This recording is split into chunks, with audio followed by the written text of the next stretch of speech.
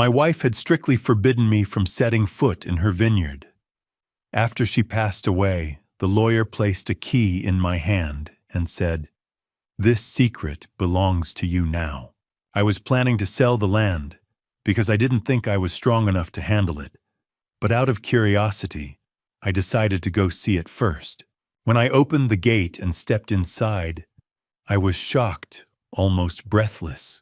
Inside, I discovered a shield my wife had already put in place to protect me from the wolf living within our own family. Before I step through that door and uncover who the wolf truly is, I want to ask you something.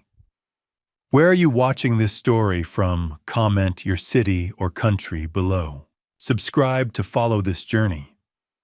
This is a fictional story dramatized to create meaningful and valuable reflections. I, Thane Garrison, a 59-year-old retired bridge inspector, sat in the sterile silence of the lawyer's office, my calloused hands gripping the edge of the mahogany desk as I stared at the key that would change everything. The air in the room was heavy, thick with the smell of toner and the clinical dust of old files. Across from me sat Gregory Wilson, a man whose skin looked like parchment and who had been our family attorney since Brooke was in diapers, adjusting his spectacles with a tremble that wasn't there a year ago. It had been 3 months since the funeral, 3 months since the light of my life. Rebecca was extinguished in a pileup on Highway 101. I expected today to be a somber exercise in closing bank accounts and signing off on the small Portland bungalow we had shared for 33 years. I did not expect the weight of a secret. Gregory cleared his throat, the sound rasping in the quiet office. "There is one final item, Mr. Garrison," he said, his voice barely above a whisper. "Something your wife insisted be kept in a separate trust until this specific date." I frowned, my defensive instincts as an engineer kicking in. "Rebecca didn't have separate accounts." "Gregory," I replied, my voice reflecting a growing reflective anger. "We were transparent about everything. In our marriage, we didn't just share a bed. We shared every blueprint, every debt, and every dream. Or so I had believed. 33 years. You think you know the person sleeping 3 inches away from you until a lawyer hands you a key to a life you never shared." Gregory didn't argue. He simply slid a heavy manila folder across the polished mahogany. The weight of it was substantial, a physical manifestation of a truth I wasn't prepared to hold. I opened it, my heart hammering against my ribs like a trapped bird. Inside was a deed, but not for anything in Oregon. It was for Heritage Hills, a 45-acre vineyard in Napa Valley, California. The purchase price listed was $5 million paid in full 5 years ago, using her family inheritance. I stared at the signature, the elegant script I had seen on 1,000 grocery lists and birthday cards. She had been leading a massive financial and physical second life in California while still making dinner for me every night at 6. How do you archive a secret that spans state lines and millions of dollars while still making dinner every night at 6? I looked up at Gregory, my vision blurring. "She bought this 5 years ago, in secret?" I asked. Gregory reached out, placing a withered hand near the folder. "She wasn't hiding it from you, Thane," he said softly. "She was building it for you. She knew you were retiring soon from the bridge inspections, and she wanted you to have something that wouldn't rust or crack." But as I read further, the twist tightened its grip. This wasn't just a plot of dirt or a retirement hobby. The deed represented a transfer of a multi-million-dollar business that was already operational, staffed, and currently waiting for my command. The woman I buried 3 months ago had built an empire in the shadows of our quiet life. As my thumb traced the cool brass of the antique key, I realized the woman I buried 3 months ago was a stranger I was only just beginning to meet. The hum of the jet engine vibrated through the armrest, a constant low-frequency roar that matched the churning in my gut as Portland vanished beneath a thick blanket of gray clouds. I was strapped into seat 4A, the antique brass key, still a heavy cold weight in my pocket, pressing against my thigh, as if to remind me that the world I knew had ended long before the funeral. I pulled the heavy manila folder from my carry-on, the edges already slightly frayed from my frantic handling over the last 12 hours. As I unfolded the deed to Heritage Hills, a small, yellowed, handwritten sticky note fluttered from the fine print of the legal jargon. It was in her handwriting, those precise, elegant loops I knew better than my own name. It read, "Don't trust the soil until you've tasted the cellar." My wife, Rebecca Garrison, had always been a woman of quiet mysteries. Her 33 years by my side spent as a dedicated rare books archivist who, it seemed, had archived one final secret for me. I stared out the window at the endless expanse of white mist, feeling a sharp, biting sense of self-reproach.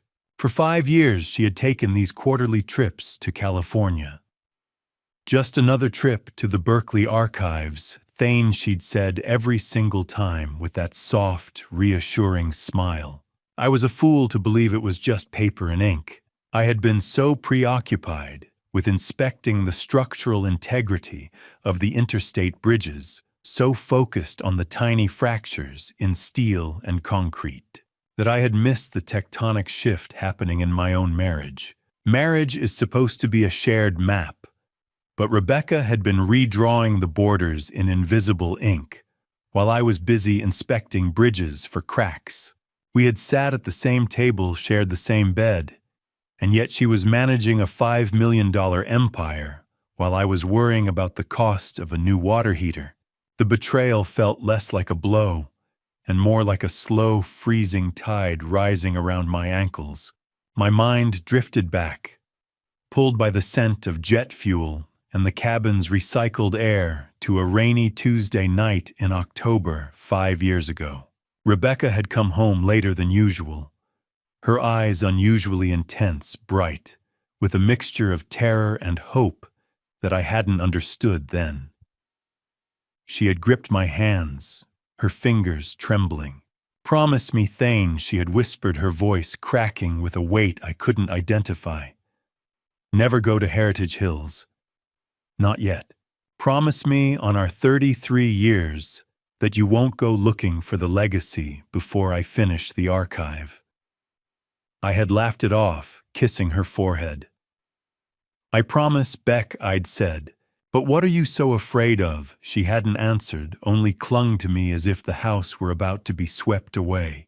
"Have you ever looked at a photo of someone you loved for decades and realized the person in the frame was wearing a mask you helped them forge?" As the plane began its long, tilting descent toward the San Francisco tarmac, the final part of her warning echoed in my skull like a siren. She wasn't just afraid of me seeing the vineyard. She was afraid of someone else finding out it existed. The landing gear locked into place with a mechanical thud, but the real impact was the memory of the look in Rebecca's eyes, the look of a woman who was building a fortress, not just a vineyard. The tires of my rental car transitioned from smooth asphalt to the rhythmic, bone-deep crunch of expensive riverstone gravel as the iron gates of Heritage Hills groaned open for the first time in my life.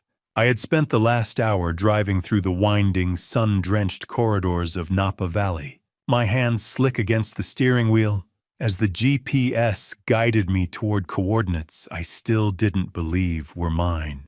The apprehensive chill that had settled in my bones during the descent into San Francisco hadn't thawed. If anything, it had crystallized. Rebecca had spent years building a fortress here, and as the gates swung shut behind me, I felt less like an owner and more like an intruder. I drove past rows of pristine Cabernet vines, their leaves shimmering with a vibrant emerald intensity under the golden hour light. This wasn't the small, charming hobby farm I had managed to picture during the flight. I saw state-of-the-art irrigation lines and high-end security cameras nestled among the Victorian eaves of the distant buildings. My wife wasn't just archiving books during those trips to California. She was archiving an empire. A man in his 60s named George Turner, the vineyard manager Rebecca had hired 4 years ago, stepped out from the vines, his weathered face breaking into a sad, knowing smile. He didn't offer a handshake immediately. Instead, he stood by the driveway studying me with a protective, almost judgmental intensity that made me want to check my own blueprints. For a fleeting dark second on the drive up, I had wondered if I'd find another man's ghost here. But George's eyes held only the reflection of a man who had lost a boss he respected. He told me right then that he'd been living on the property for 4 years and had never seen Rebecca with anyone but the soil and the books. Silence. In Napa, silence doesn't mean nothing is happening. It means the money is working quietly underground. It was a terrifying realization. My calm, wise Rebecca had been playing a game on a board I couldn't even see. I pulled up to the main Victorian house, the wood-wrapped porch glowing in the late afternoon sun. "You're late, mister." Garrison George said, his voice as dry as the valley dust. "She expected you in February, not November." I stepped out of the car, the smell of ripening grapes and dry earth filling my lungs. "I'm well aware of the calendar, Mr. Turner," I replied, my voice sounding hollow even to me. "I'm just trying to understand the map." George finally moved closer, his rough, calloused hand reaching out to take my suitcase, but his eyes never left mine. He explained that Rebecca had given him very specific instructions on how to handle my arrival, a timeline anchored to my 60th birthday, a milestone she apparently didn't think she would miss. Why would a woman who spent her life protecting fragile paper build something so rugged and indestructible? As we walked toward the heavy oak door of the manor house, the sense of awe was eclipsed by a mounting dread. George handed me a set of brass keys that matched the one in my pocket, but he didn't lead me toward the kitchen or the bedrooms. He gestured toward the heavy oak door leading to the cellar, his voice dropping to a gravelly whisper. "The vines are the distraction, Thane. The truth is what's waiting for you downstairs." The descent felt like sinking into a cold, dark lake, the air turning sharp and metallic as the heavy oak door groaned against its hinges to reveal a state-of-the-art concrete vault. I followed George Turner down a flight of pristine industrial stairs, the heat of the Napa afternoon vanishing with every step. I expected the damp, earthy scent of a standard root cellar, perhaps some dusty racks and a few cobwebs. Instead, the air was precisely 55 degrees filtered and dry, smelling faintly of aged cork and the clean mineral tang of damp concrete. George paused at a secondary door, a reinforced steel hatch that looked more like the entrance to an air raid-style bunker than a wine storage room. He punched a code into a sleek keypad, and the seal broke with a hiss of pressurized air. "Rebecca called this the foundation," George said, as the lights hummed to life. "She used to say the house was just the lid on the box." As I stepped inside, the scale of the secret nearly knocked the breath from my lungs. This was no basement. It was a professional-grade wine archive powered by its own dedicated grid. Rows of floor-to-ceiling mahogany racks stretched into the soft amber glow of non-UV LED lighting. I stood there, a retired bridge inspector who prided himself on understanding how things were built, and realized I didn't know the woman I had been married to for 33 years at all. "I didn't even know she liked wine this much, George," I admitted, my voice echoing off the reinforced walls. "We usually shared a cheap Merlot on Fridays while watching the news." George didn't answer right away. his gaze lingering on the hundreds of bottles, each one a silent sentinel in the dark. The hum of the cooling system sounded like the heartbeat of a sleeping giant, a rhythmic mechanical pulse that reinforced the terrifying precision Rebecca had applied to this life. How many secrets can a single basement hold before the weight of them brings the whole house down? I moved deeper into the vault, my fingers brushing against the cold glass of the bottles. George walked beside me, pointing out pre-Prohibition American vintages and rare French exports that I only recognized from luxury magazines. He stopped at a rack near the center, his hand hovering over a specific section. There are exactly 847 bottles in this room, Thane. Not one more, not one less. The number struck me like a physical blow. 847. Why does that number feel like a punch to the gut? I asked, my mind racing through dates, addresses, and bridge serial numbers. It was a record, George replied, his voice dropping an octave. Pure liquid history. Chilled to exactly 55 degrees. I touched a bottle from 1966, the year I was born, and felt a jolt of electricity.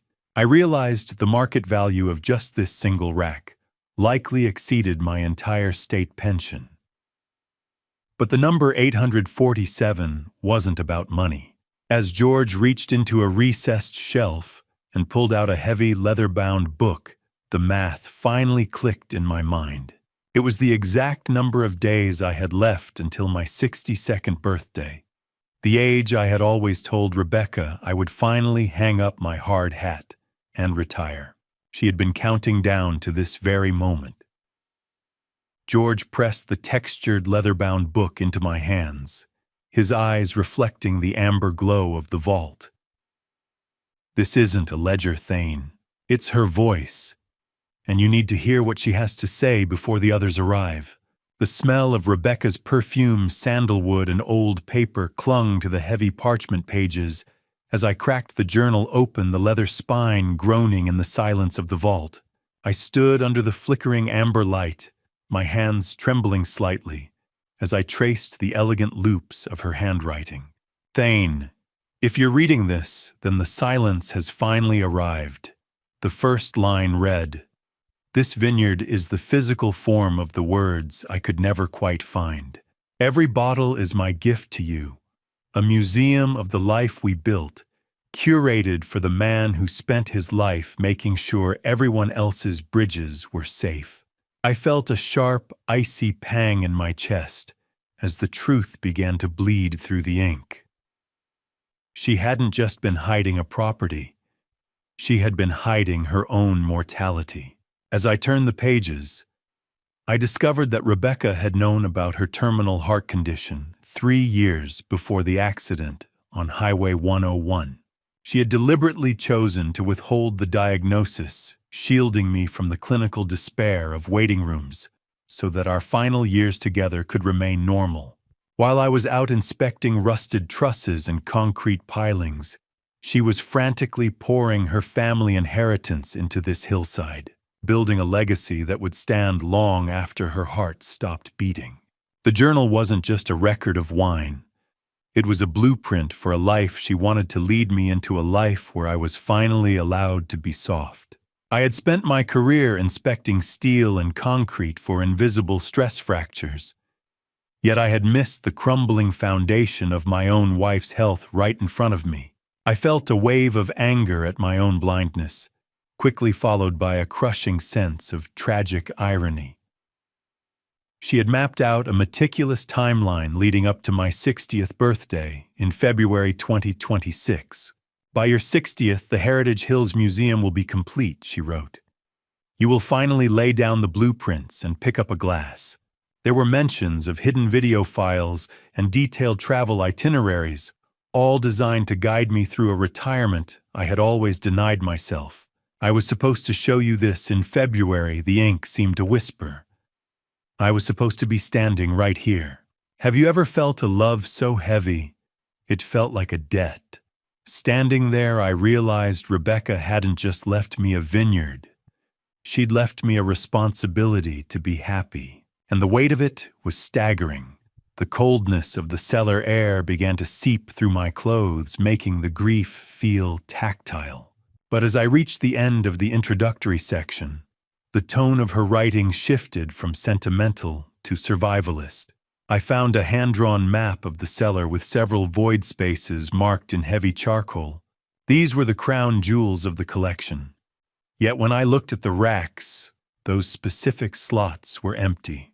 The final sentence of the letter was underlined in a stark, aggressive red. "The wolves will smell the vintage before you even pull the cork, Thane. Be ready." The words chilled me more than the 55-degree air ever could.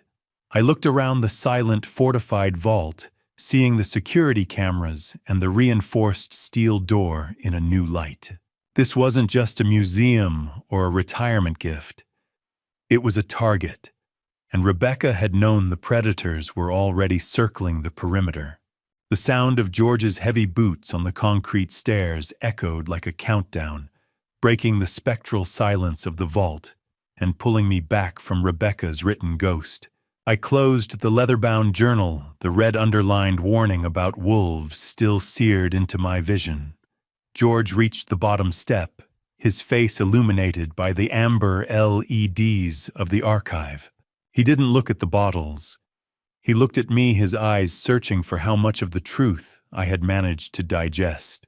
"We need to move, Thane," he said, but I remained rooted, my hand resting on the groaning leather of the book. "Before we go anywhere, I need to know about the road to Highway 101. I said, my voice reflecting a calm but jagged edge. George sighed, leaning against a reinforced mahogany rack. He told me that Rebecca hadn't just crashed that July afternoon. She had been at the vineyard finalizing the museum floor plans and was rushing back to Portland to be home before I finished my shift. But she wasn't just in a hurry. George revealed that she had made a frantic, unscheduled stop at a private investigator's office in San Francisco that morning. She didn't just crash Thane. She was driving like the devil himself was on her bumper, checking her mirrors at every stoplight as if she were being hunted. My stomach turned. Who would want to follow an archivist, George? It doesn't make sense. How do you reconcile the woman who kissed you goodbye with a woman who was looking over her shoulder at every stoplight? I wondered if the accident was really an accident at all, or if the stress of being pursued had finally snapped the steel of her focus. George led me out of the vault and up to the estate study, a room that smelled of old leather and fading golden light. He moved a heavy Persian rug to reveal a hidden floor safe. After a quick code, he produced a thick, weathered manila folder labeled Protection. I took it, the weight of the paper feeling heavier than the antique key in my pocket. Inside was more than just the deeds and insurance papers for a $35 million collection. It was a dossier. There were photographs, bank statements, and a detailed log of Brooke's husband, Vance Madden.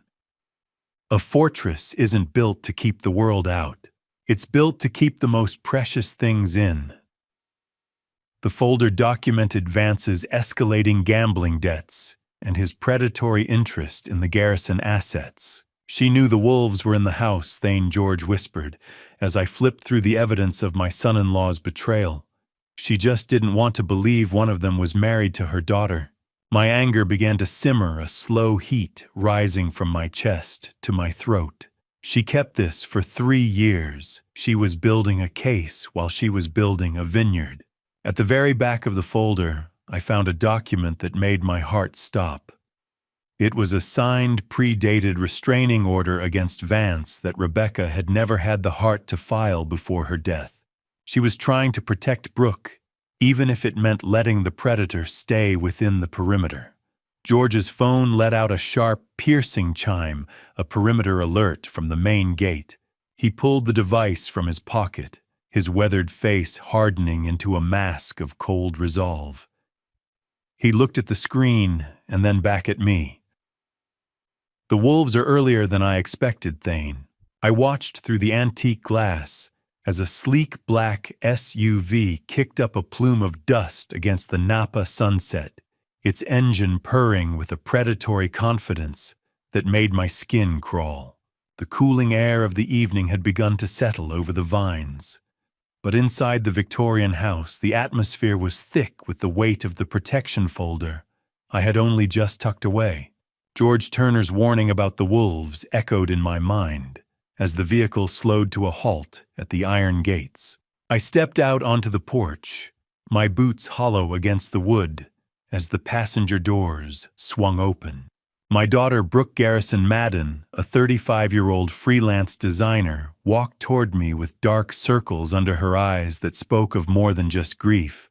She looked physically drained, offering a frail hug that felt less like a greeting and more like a plea for stability in a world that was clearly spinning out of her control. "Dad, you look older than the last time I saw you," she whispered, pulling back to look at the house. "This place is massive."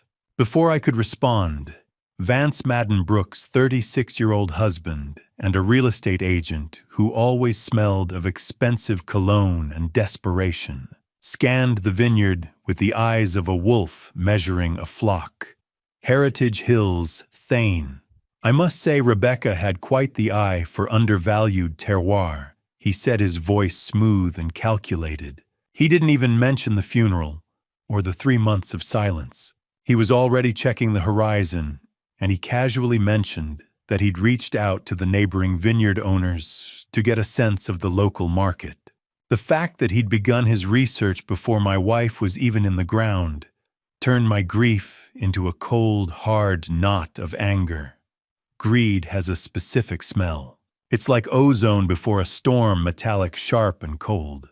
As I led them into the foyer, Vance didn't look at the family photos or the architectural details with any sense of warmth. He was conducting a clinical appraisal. He asked about the overhead, the water rights, and the recent tax assessments, as if he were reading a listing agreement. Brooke remained silent, her jittery hands twisting the strap of her bag. 45 acres, Thane Vance continued, his boots clicking on the polished floor. "That's a lot for a man in his sunset years to keep up with.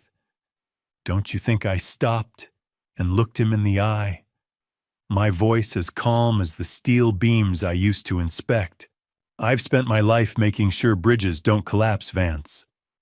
I think I can handle a few rows of grapes. How do you tell your only child that her husband is a wolf without admitting you were the one who let him into the fold?"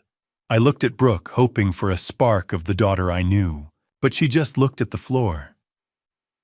"Actually, Dad," she said, her voice small, "we've been staying in a luxury hotel in San Francisco for the last 3 days. We needed some time to coordinate things." My blood turned to ice. They hadn't just arrived from Portland. They had been sitting in the city, strategizing with someone else, waiting for the right moment to strike. Vance paused at the threshold of the study, his hand lingering on the doorframe, as if he already owned the hinges. "We should talk about the future, Thane. Specifically the future you can actually afford." The silver fork in my hand felt unnervingly heavy, the rhythmic clatter against the fine china sounding less like a meal and more like the opening volleys of a war I hadn't realized I was fighting. We sat in the formal dining room, the dim, atmospheric lighting casting long, jagged shadows across the table that seemed to mimic the tension between us. I had barely tasted the roast, my appetite suppressed by the cold, calculating way Vance Madden had begun to pick apart my life. He didn't even wait for the salad plates to be cleared before he shifted the conversation from polite mourning to a brutal financial audit. He spoke with the rehearsed fluency of a man who had spent his secret days in San Francisco running numbers, citing specific Napa land values and property tax laws that I hadn't even had the chance to read yet. He assumed my compliance so fully that he let it slip. He'd already contacted an estate auctioneer in the city to come out and appraise the seller. Thane, let's be realistic, Vance said, swirling a vintage Cabernet in his glass, with a casualness that bordered on insult. He clearly didn't appreciate the complexity of what he was drinking. You're a bridge inspector, not a vintner. A 45-acre property like this is a liability for a man your age. It's a weight that will eventually pull you under. Inheritance isn't a gift. For people like Vance, it's a harvest, and they don't care if they have to cut the roots to get the fruit. I looked at my daughter Brooke, but she kept her eyes fixed on her plate, her fork moving listlessly through her food. She refused to meet my gaze, her silence feeling like a heavy, suffocating blanket over the room. This property was Rebecca's heart. Vance, I replied, my voice reflecting a calm but wise anger. You're talking about it like it's a used car you're trying to flip for a commission. Vance didn't flinch. He leaned forward, his tone growing increasingly condescending, as if he were explaining a complex bridge blueprint to a child. He formally proposed that I sign over management rights to a development firm he represented, arguing that Brooke deserved her inheritance now, rather than waiting for me to inevitably decline. We can liquidate the collection and have the first 5 acres sold for development by Christmas. He suggested, the light from the chandelier glinting off his teeth. Everyone wins. The only one winning here, Vance, is the person who gets to walk away from my wife's legacy with a check. I said, my voice dropping to a low, dangerous frequency. Do you know the exact moment you stop seeing someone as family and start seeing them as a threat? It's usually when they start putting a price tag on your grief. I set my napkin on the table and stood up the chair, scraping against the hardwood like a scream. I watched the mask of politeness finally begin to crumble on his face, revealing the jagged, desperate edges of the predator underneath. You're not getting into that cellar, Vance. I changed the security codes this morning, and the only person on this planet who knows them besides me is George Turner. Vance set his wineglass down with a precise, chilling click, his eyes devoid of the warmth he'd been faking all evening. You think you're protecting her, Thane, but you're just being stubborn, and stubborn men usually end up alone. The cool Napa night air should have been a relief. But as I stood on the darkened porch, the distant, muffled sound of a raised voice from the guest cottage made the hair on my neck stand up. Vance and Brooke had beat a hasty retreat after the dinner table confrontation, their shadows lengthening as they crossed the gravel path. I lingered in the darkness, the scent of night-blooming jasmine, thick and sweet, a cloying contrast to the bitter metallic taste of adrenaline in my mouth. I moved toward the edge of the porch, my retired bridge inspector's ears tuned to the frequency of distress. Through the thin walls of the cottage, Vance's voice cut like a serrated blade. If we don't get control of this estate, Brooke, it's not just my career, it's our lives on the line, he hissed. I heard the frantic crinkle of paper and the heavy rhythmic thud of him pacing. He wasn't talking about bank loans or mortgage interest. The terminology he used, terms like vigorous and hard deadlines, suggested underground debt and high-stakes gambling syndicates. My blood ran cold as I realized the wolves weren't just at the door. They were holding the leash. Brooke's response was a jagged sobbing sound that pierced my heart. Vance, he's my father. He's grieving. I can't do this to him, she pleaded. But her protest was weak, the sound of someone already half drowned by the man she had chosen to anchor her life to. Vance didn't offer comfort. He offered an ultimatum. 7 figures, Brooke. At least 7 figures by the end of the month, or we are finished. These people don't take excuses, and they don't care about your family history. How do you protect a daughter who has already shackled herself to the man trying to sink you both? The physical ache in my chest was a dull, persistent throbbing as I retreated into the main house. I needed the quiet of the study, the solid mahogany of my desk to ground me. I opened the protection folder George had entrusted to me, my fingers trembling as I reached past the vineyard's insurance policies. Tucked behind a stack of water rights documents, I found a small, hand-sealed envelope. Rebecca's handwriting on the front was hurried, unlike her usual graceful script. Rebecca hadn't been paranoid. She had been a target. I broke the seal, the paper crinkling in the absolute silence of the room. Thane watched the ledger she had written only weeks before her death. Vance isn't looking for a family. He's looking for a lifeline. She named him clearly a parasite who had been secretly begging her for loans to cover speculative losses he couldn't explain. The revelation hit me with the force of a structural collapse. She hadn't just suspected him. She had already cut him off financially. That act of defiance was likely what triggered his desperate move for the entire estate once she was gone. My wife had been holding the line alone, fighting a war in the shadows, while I was checking rivets and welds. I gripped the edge of the mahogany desk until my knuckles turned white, the wood cold and unyielding beneath my palms. I looked out at the dark silhouette of the vines, realizing that Vance's Plan B wasn't just a suggestion. It was an ultimatum that was already in motion. The silence of the house was no longer a sanctuary. It was a countdown. The dawn light was a sickly, pale yellow through the study windows, casting long, accusing shadows across the mahogany desk as the door creaked open to reveal Brooke standing there, a silver tray of coffee in her hands and a lie already forming on her lips. The morning sun hitting the vineyard outside offered a deceptive warmth that did nothing to thaw the ice in my veins from the night before. I had spent the dark hours memorizing Rebecca's warnings, my knuckles still aching from where I had gripped the desk in the cold realization of Vance's desperation. Brooke stepped into the room, the smell of overbrewed coffee preceding her, sharp and acidic. She set the tray down with a soft rattle, and as she reached for a mug, the light caught the glint of a new, expensive diamond tennis bracelet on her wrist. It was a staggering piece of jewelry, a bright bribe, or a reckless trophy bought with money Vance surely didn't have.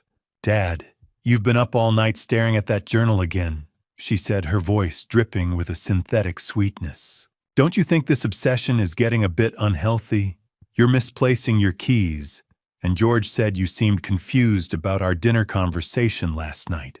I stared at her, my mind perfectly clear, realizing with a wise, growing anger that the gaslighting had officially begun. "It's not an obsession, Brooke," I replied, my voice calm and steady. "It's an archive. Your mother spent 5 years building this for us, and I have no intention of forgetting a single word she wrote. A daughter's voice is supposed to be a familiar melody, but Brooke's had become a jagged blade sharpened by a man who saw my heart as an obstacle to his bank account." She paced the room, her agitation visible in the way her fingers twisted the stem of the creamer. "Vance is right." She snapped the mask, finally slipping to reveal a sharp, defensive irritation. "This isn't grief, it's hoarding. You're clinging to ink and paper while our actual lives are falling apart. We have debts, Dad, real-world problems that these dusty bottles won't solve. How do you fight an enemy who uses your own love as a weapon against you?" I felt a profound sense of family betrayal as she spoke. She wasn't seeing the legacy. She was seeing a liquidation opportunity. Brooke suddenly lunged for the archival journal on the desk, her fingers clawing at the leather. I was faster. I stood and physically pulled the book back, my calloused hands shielding Rebecca's handwriting from her grasp. "I am protecting what she built," I said, my chest heaving with the effort of remaining composed. "If you can't see the love in these pages, Brooke, then you're the one who is lost." She recoiled, as if I had struck her, her face contorting into a mask of pure, unadulterated resentment. She grabbed the silver tray, the metal vibrating with the force of her anger, as she turned toward the door. "Fine," she muttered, her eyes cold and distant. "Have it your way for now, but I've already invited someone who can actually help to look at the collection this afternoon. Someone who understands what's actually worth keeping." I watched her walk out, the silver tray vibrating in her hands, and I realized that the woman Rebecca warned me about wasn't just Vance's accomplice. She was becoming his masterpiece. The fortress was under siege from within. Vance was leaning against the porch railing, looking every bit the master of a domain he hadn't spent a single day building. The morning sun glinting off his gold watch with a brilliance that felt like a slap. I followed Brooke out of the study, the heavy journal still tucked under my arm like a shield. The porch was staged with an elaborate breakfast spread from a local caterer, the smell of truffled eggs and expensive coffee wafting through the air, mocking the simple, honest dust of the vineyard. Brooke took a seat next to him, her eyes bloodshot and weary. It was then that I noticed the subtle twitch in her hands and the way she glanced at the laptop sitting open on the side table. I realized with a gut-wrenching clarity that she hadn't been sleeping because Vance had been forcing her to stay up all night, using her professional design software to create fake valuations and reappraisal documents for the assets. He wasn't just gaslighting me. He was working her to the bone to manufacture the evidence of my decline. "Thane, you're nearly 60. Vance said, his voice smooth and rehearsed, as he gestured toward the miles of trellis stretching into the valley. "Why spend your final act wrestling with soil and fermentation when you could be relaxing in a managed community?" He spoke with a clinical precision, listing the tonnage of fruit and the physical demands of harvest, as if he were reading a death warrant. He weaponized my age, portraying me as an anchor dragging down Brooke's rightful inheritance. I took a slow breath, trying to channel the calm resolve I used when inspecting a bridge's foundation. 60. To a predator like Vance, 60 wasn't an age. It was an expiration date. I looked him square in the eye. "I'm not an anchor, Vance. I'm the owner, and I'm not going anywhere. I am the only one who knows the stress points of this legacy." Vance let out a sharp, condescending laugh.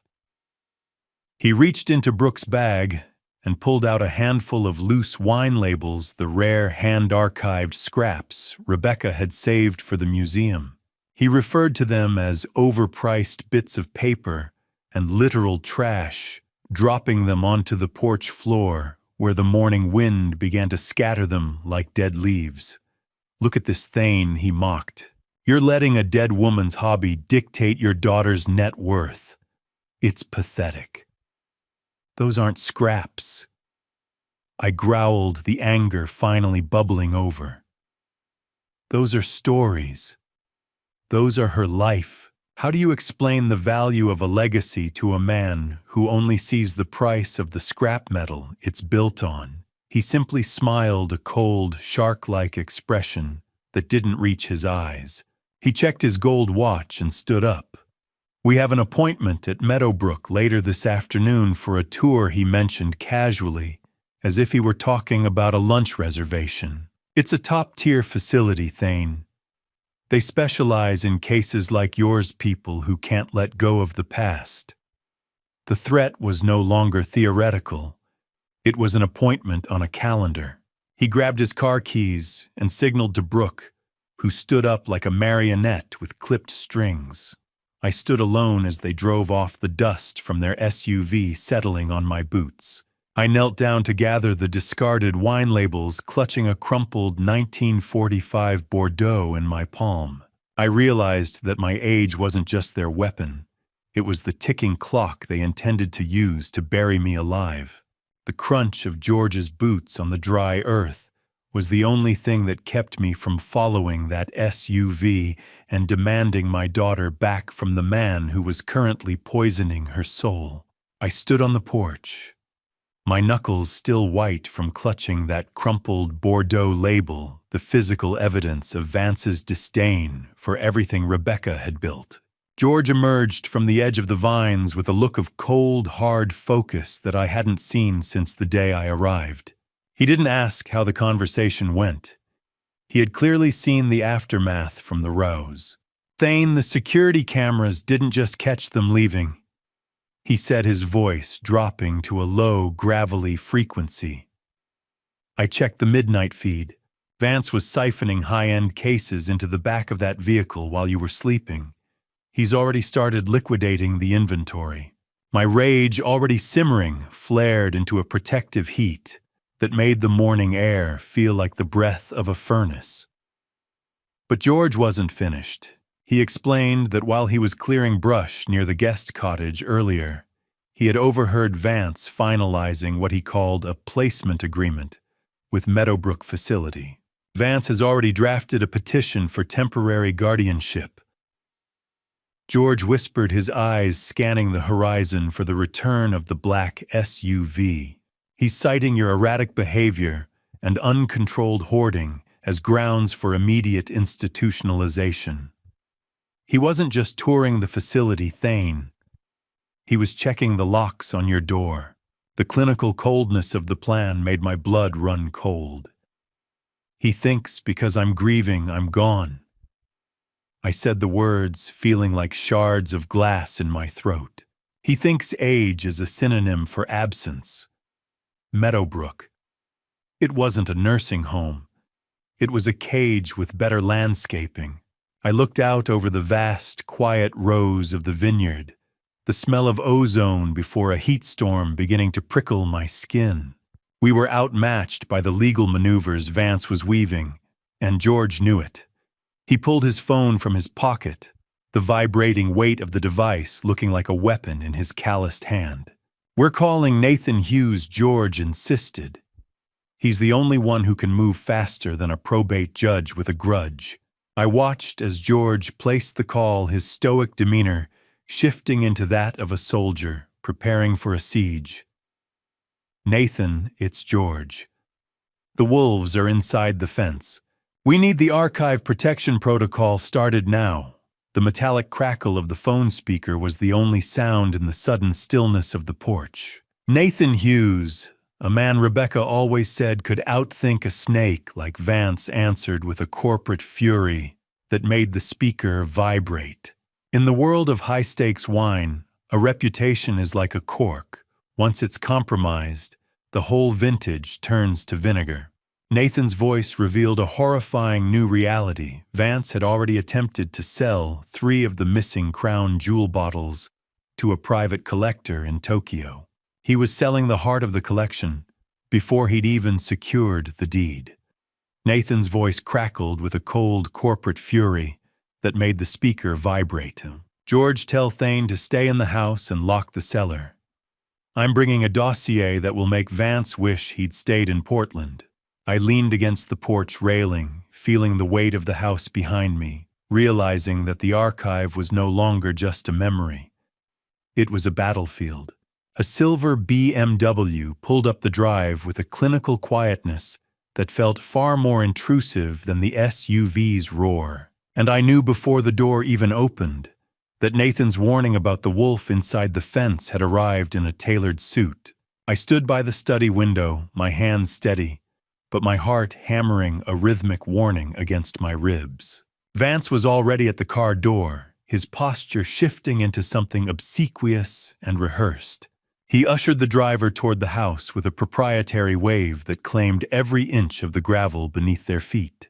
When they entered the living room, the scent of expensive leather and a sharp antiseptic cologne preceded them, cutting through the natural aroma of oak and dry earth that defined the house. Dr. Martin Shaw, a man whose smile was as sharp and sterile as a scalpel, sat opposite me with a leather portfolio that looked more like a weapon than a medical file. Vance leaned against the mantel, a predatory smirk playing on his lips. "Thane, Martin here just wanted to help us clear up some of those memory lapses Brooke was worried about." Vance said, his voice dripping with a false, oily concern.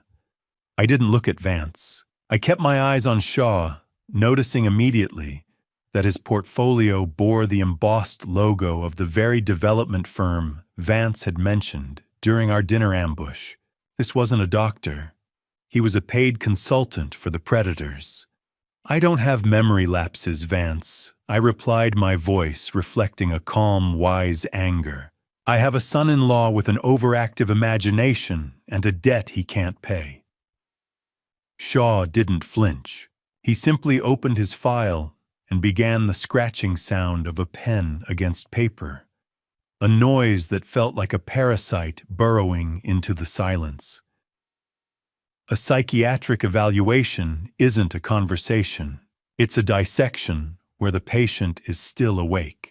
He started with rapid-fire cognitive questions, asking me to recite dates and details about the vineyard's operations, hoping to catch me off balance. I answered with the precision of a bridge inspector, giving him exact figures and historical data, but his cold, appraising eyes never softened. He began asking leading questions about Rebecca's death, trying to frame my dedication to her archive as a pathological disconnection from reality. Mr. Garrison, do you find that your focus on this archive prevents you from recognizing your current financial obligations? He asked, his tone flat and clinical. My only obligation is to the truth, doctor, I countered. Something I suspect you haven't consulted in quite a while. Brooke stood in the doorway, her face pale, her jittery hands clasping and unclasping as she watched the interrogation. Have you ever seen a man smile while he's preparing the paperwork to erase your legal existence? Shaw closed his portfolio with a definitive snap, the sound echoing in the clinical quiet of the living room. He stood up and exchanged a look of shared triumph with Vance that made my stomach turn. As they walked toward the front door, I saw Shaw pull a document from his bag and hand it to Vance. It was a pre-signed emergency recommendation for observation, a legal shortcut designed to bypass the standard court timeline and put me behind bars before Nathan could arrive. Vance didn't even look back as he closed the door. But the sound of the lock clicking felt like the first bar of a cell sliding into place. The gravel didn't just crunch under the Mercedes tires. It sounded like heavy artillery, signaling that the defensive perimeter I'd been trying to hold alone was finally getting the reinforcements Rebecca had secretly arranged years ago.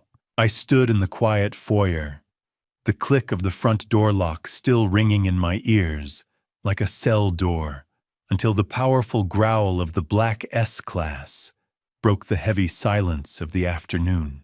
Nathan Hughes, a man who radiated the quiet power of old money and a CEO's ruthlessness, stepped into the library as if he were taking inventory of my very soul. He bypassed the usual pleasantries, his sharp eyes taking in the security cameras and the tension in my posture. He didn't wait for me to speak. Thane, your wife, knew her books, but she knew people even better, he said, the faint smell of expensive cigar smoke clinging to his wool coat. She saw Vance coming from 3 states away. She contacted me months before her death to ensure the Garrison archive would be protected from domestic threats. I felt a surge of relief mixed with a fresh wave of grief at Rebecca's foresight. I thought I was the one protecting her, Nathan. I admitted, my voice reflecting a calm, wise anger. I didn't know she was the one building the walls.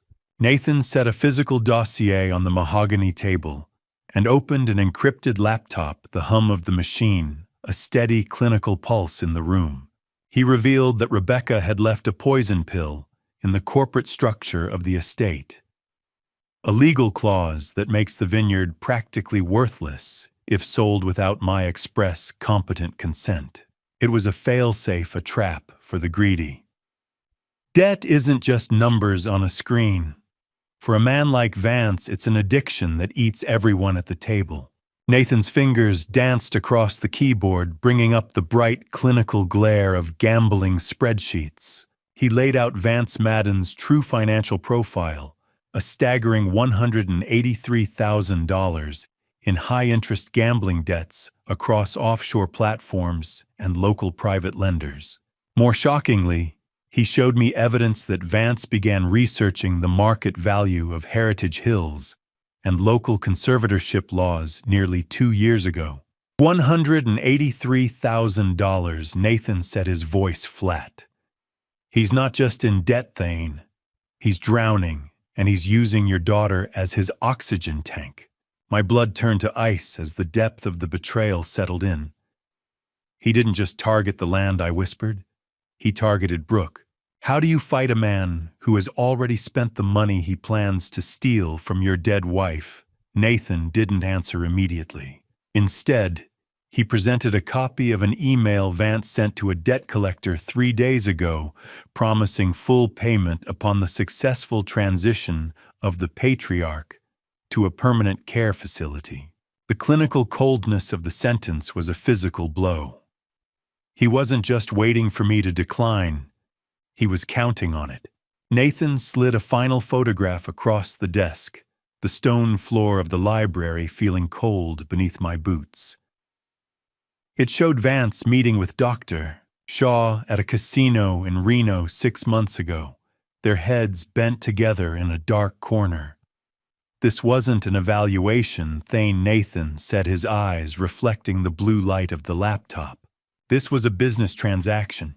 The night air was deathly still, but the voices bleeding through the cottage walls were jagged and sharp, carrying the unmistakable sound of a man backing his wife into an emotional corner she couldn't escape. I stood in the heavy shadows of the main house eaves, my breath held, as I listened to the low, urgent murmur of voices coming from the guest cottage as night settled over the vines. Nathan's dossier was still a cold weight in my mind, but the reality was playing out in real time just 50 yards away. I saw Vance Madden standing in the doorway of the cottage, already dressed in a sharp suit, despite the hour drinking a glass of the vineyard's premier Cabernet. He looked less like a grieving relative and more like a conqueror surveying a fallen city. I can't go to jail for our lifestyle, Brooke. His voice drifted out cold and devoid of anything resembling love. Sign the damn papers, or you're on your own when the sharks come knocking. There was a pause, then the sound of my daughter's broken weeping, a jagged noise that tore through the bitter smell of the morning fog. He's my father, Vance, she sobbed. God help me, I'm signing his life away. I closed my eyes, the cold weight of the brass door handle against my palm feeling like a useless anchor. A signature. That's all it takes to turn a daughter into an executioner. I watched her silhouette move against the cottage curtains, the sound of a pen scratching a signature onto a document I knew would be my legal death warrant. I wanted to scream, to run out and pull her away from him, but my feet were leaden. The betrayal wasn't a sudden crack. It was the slow, steady hum of a bridge failing under a load it was never designed to carry. Have you ever felt the law wrap around your throat like a silk tie, tightening every time you try to speak the truth? By 6 a.m., the peaceful Napa morning was shattered by the blue-red flash of light reflecting off the vineyard leaves. A sheriff, with a face like weathered granite and a badge that caught the first rays of the sun, stepped onto my porch, holding an envelope that felt heavier than a lead pipe. Thane Garrison. You've been served? He said, his voice as flat as the asphalt. I suggest you call your lawyer immediately. I took the legal parchment, the crinkle of it sounding like a death knell in the dawn silence. It was a petition for an emergency temporary conservatorship citing Dr. Shaw's fabricated findings and Brooke's newly signed affidavit as proof of my mental incompetence. The hearing was set for November 10th. As I scanned the fine print, the final twist of the knife revealed itself.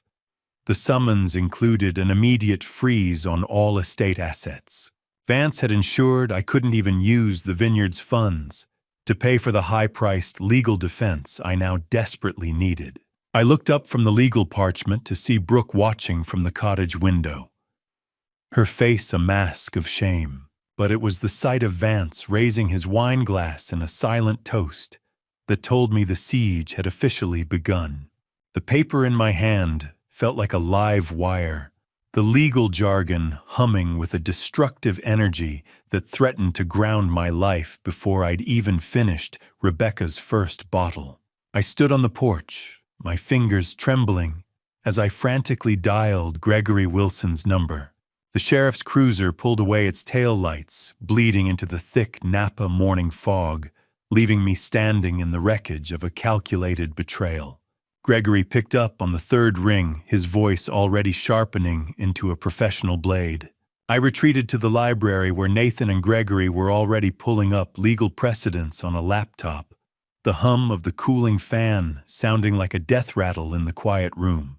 Gregory explained that the temporary conservatorship served to me was a blunt instrument designed for medical emergencies, and Vance had weaponized it by freezing my access to every liquid asset in the vineyard's name. He pointed to a specific paragraph in the summons. This limited power of attorney Brooke signed actually includes a mutual consent clause. Gregory said, his face shadowed in the blue-gray light of the rainy morning. It means she has unknowingly given Vance the power to overrule her own decisions regarding your care. If she tries to change her mind, he can legally block her. The realization was a physical weight. Vance was trying to starve us out, ensuring I couldn't afford a high-tier defense, and would be forced to rely on state-appointed counsel who wouldn't have the time to look for the cracks in his story. Thane, they aren't just questioning your memory. They're trying to evict you from your own mind. Nathan said, his eyes fixed on the dossier. How do you prove you're sane to a world that views grief as a mental illness and inheritance as a trophy for the fastest predator? I looked at the stacks of legal documents, the smell of stale coffee and ink filling my lungs. I've spent my life measuring cracks in steel, I replied, my voice reflecting a calm, wise anger. I know when a foundation is being sabotaged.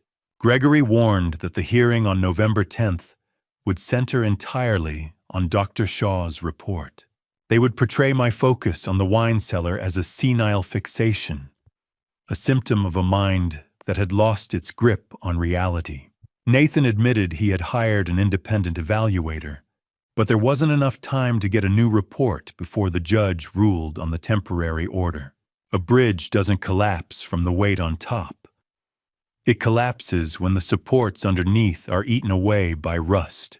Our only hope was to attack Vance's credibility and the debt motive immediately, but we were walking into a room where the deck was already stacked.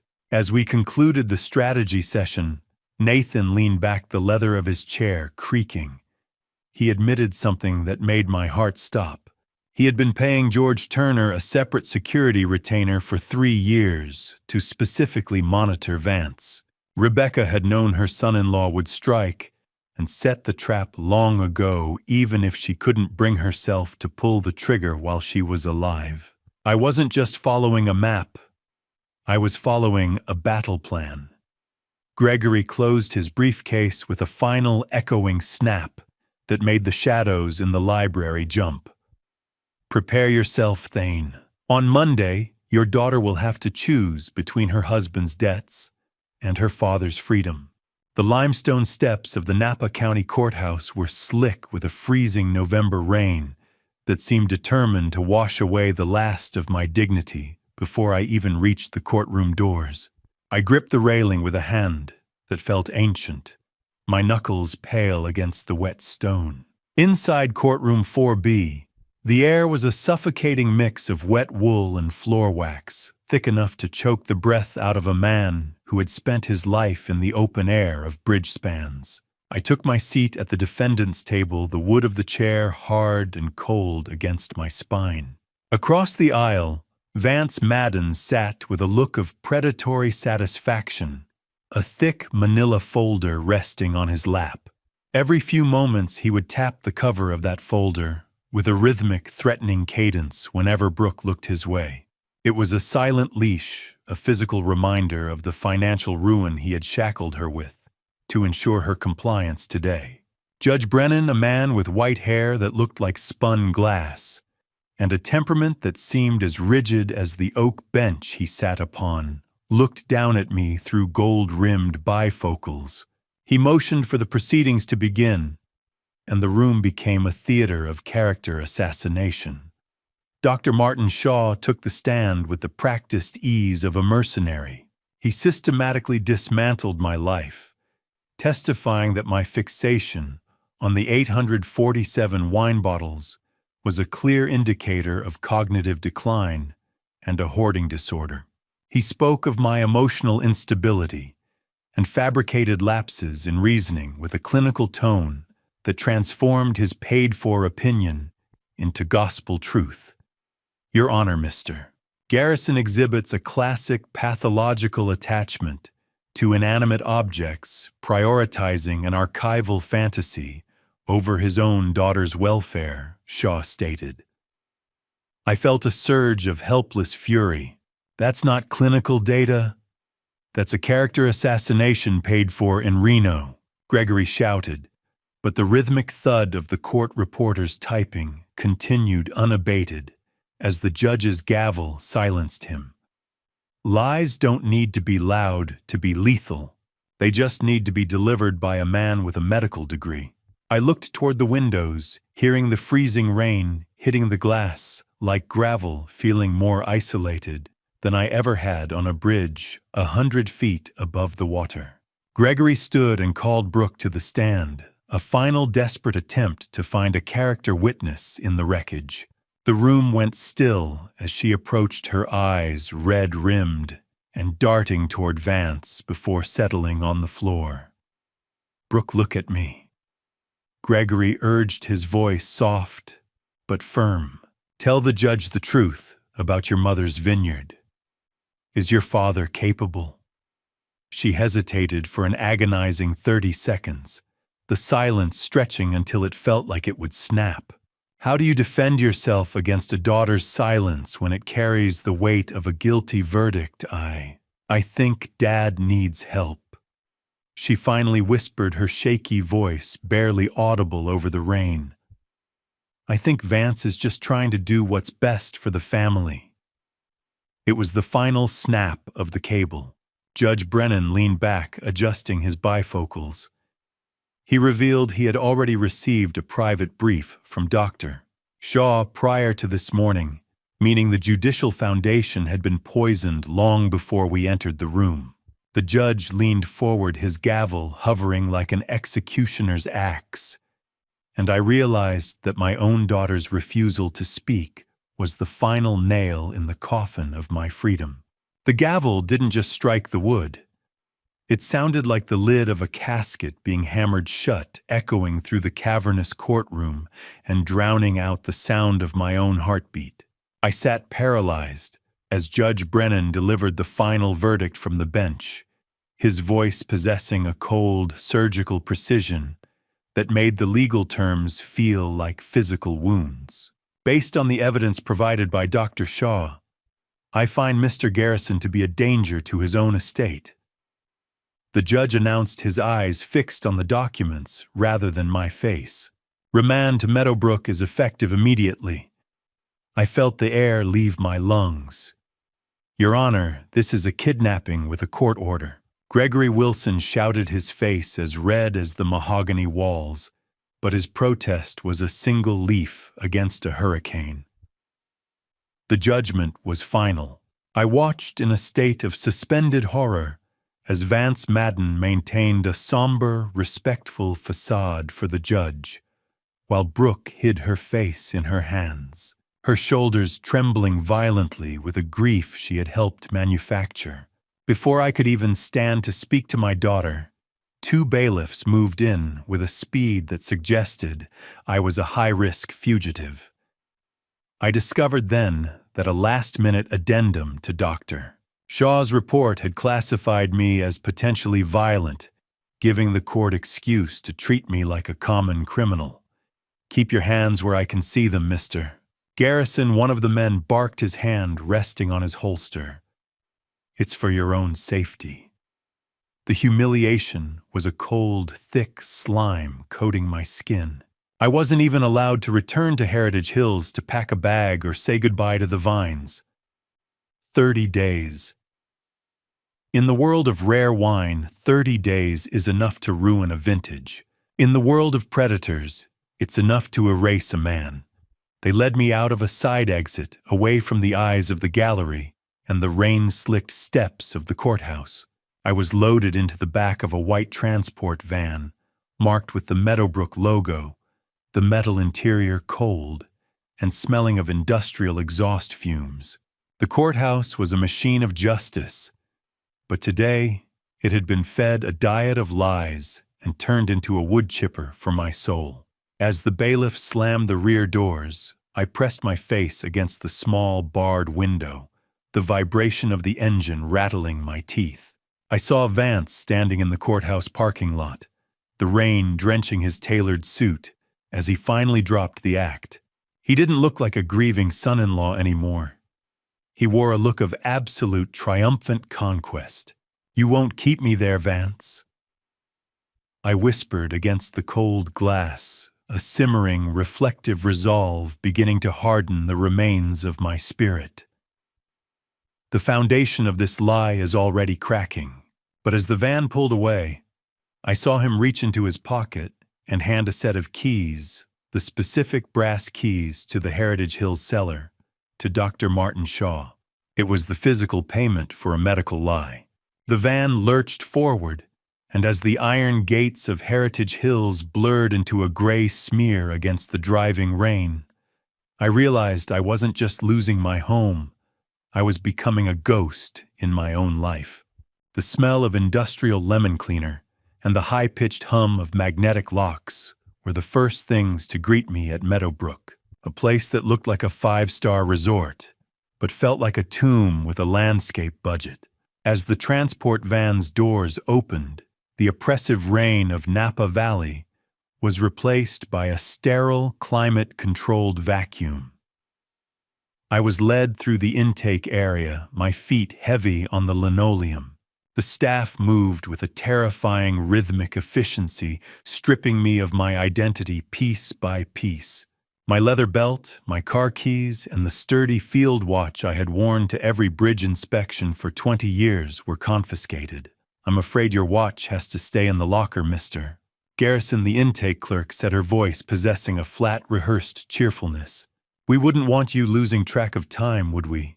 I looked her in the eye, my voice reflecting a calm, wise anger. "I don't need a watch to know exactly how long a lie can survive in a place like this."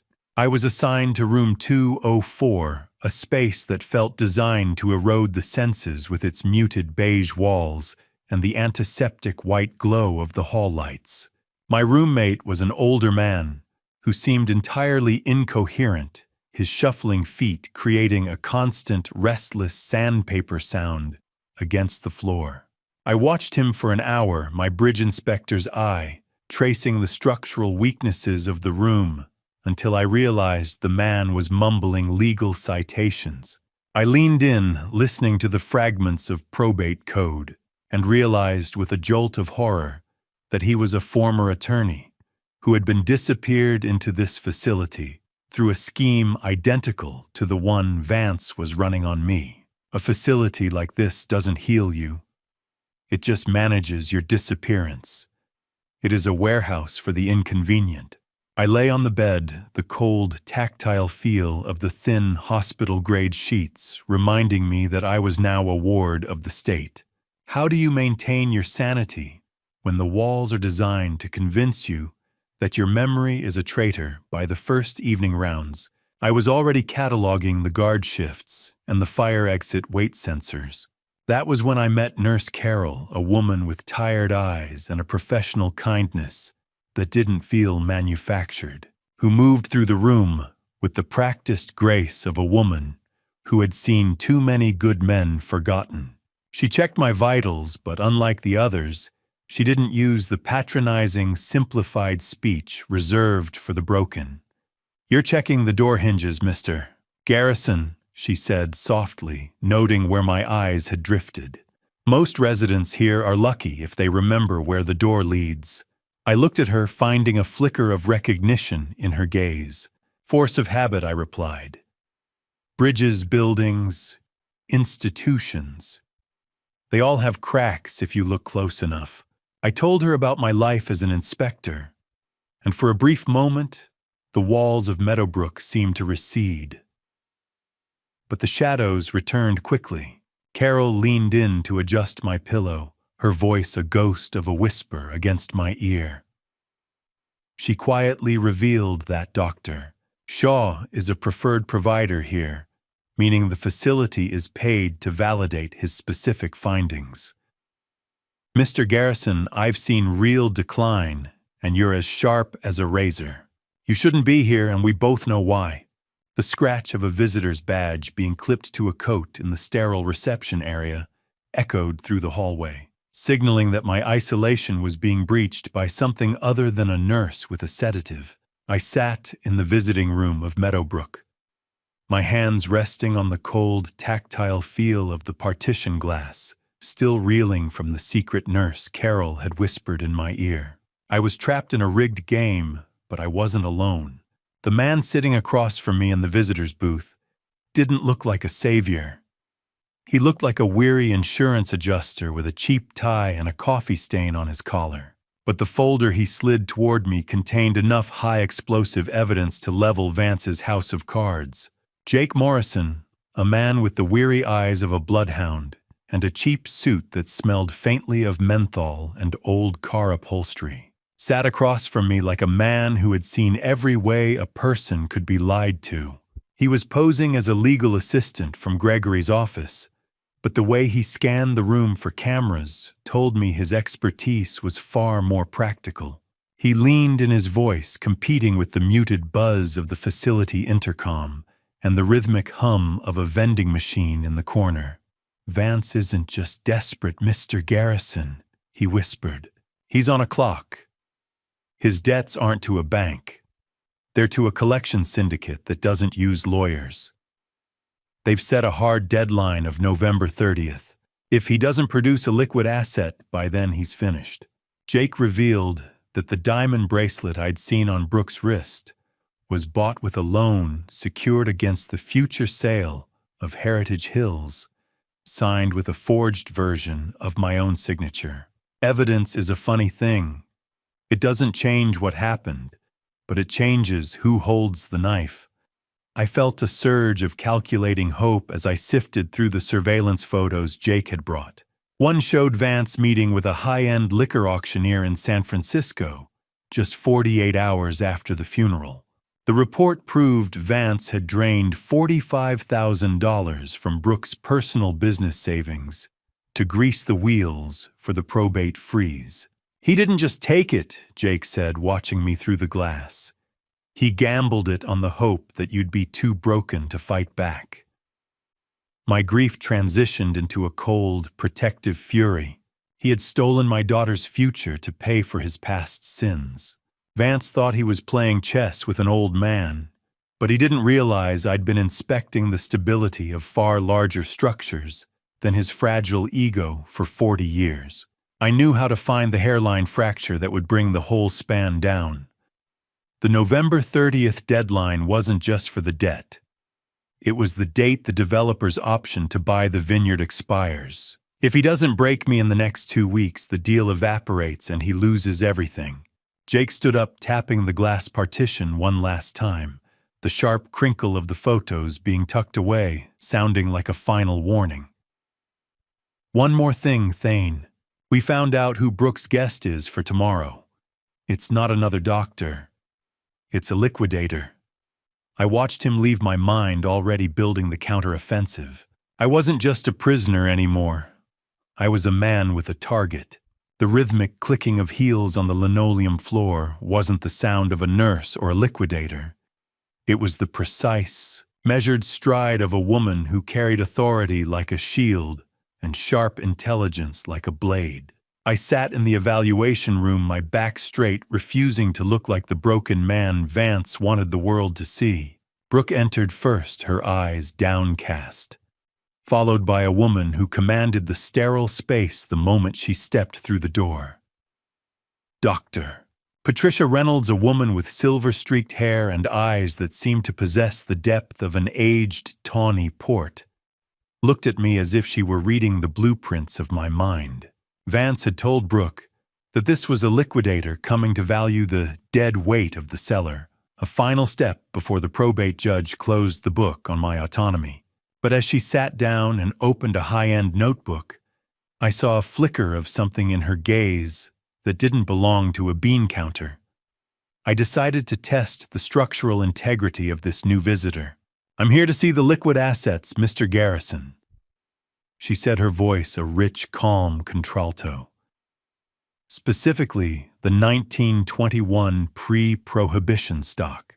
I leaned forward, the antiseptic white of the evaluation room making her dark blazer stand out.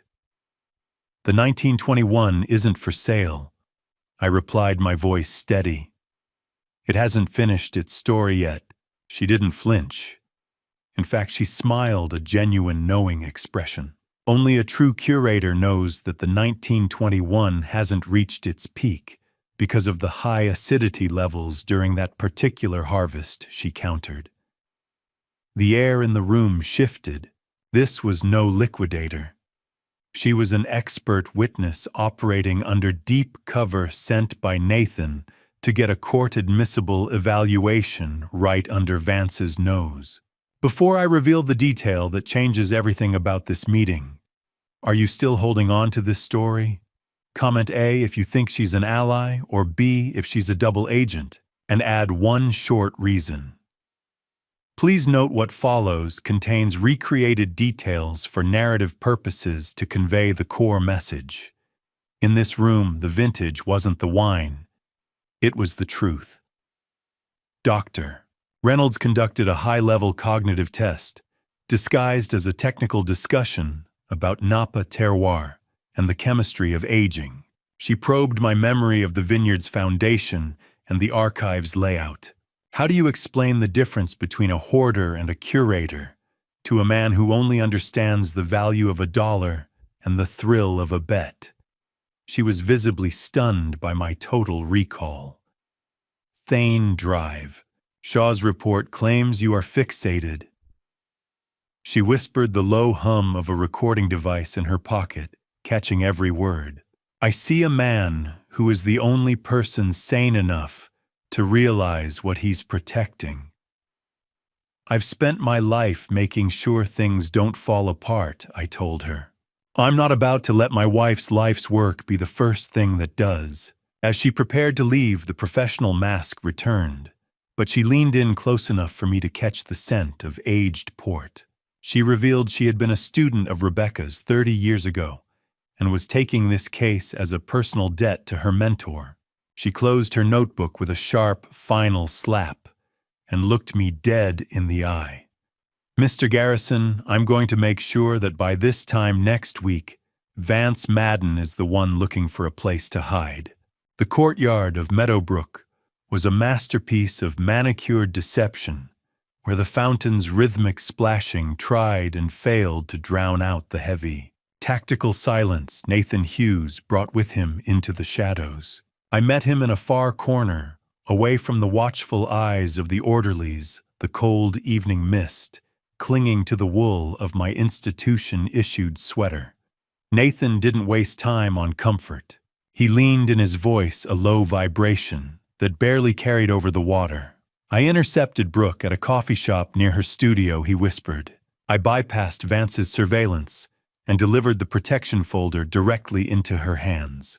I felt my lungs tighten, the breath hitching in my throat, as I imagined my daughter looking at the evidence of her husband's decay. Nathan told me she didn't scream or call the police. She just looked at the photo of Vance and Shaw meeting in Reno and went as pale as the paper in her hand. She asked one question before she walked out. Did my mother know about the Reno trip? The implication hit me like a physical blow. She was already connecting the dots, realizing that Rebecca might have been hunted by the man she welcomed into our home. Truth is like a vintage Cabernet. Once the bottle is uncorked, you can't stop the air from changing the flavor.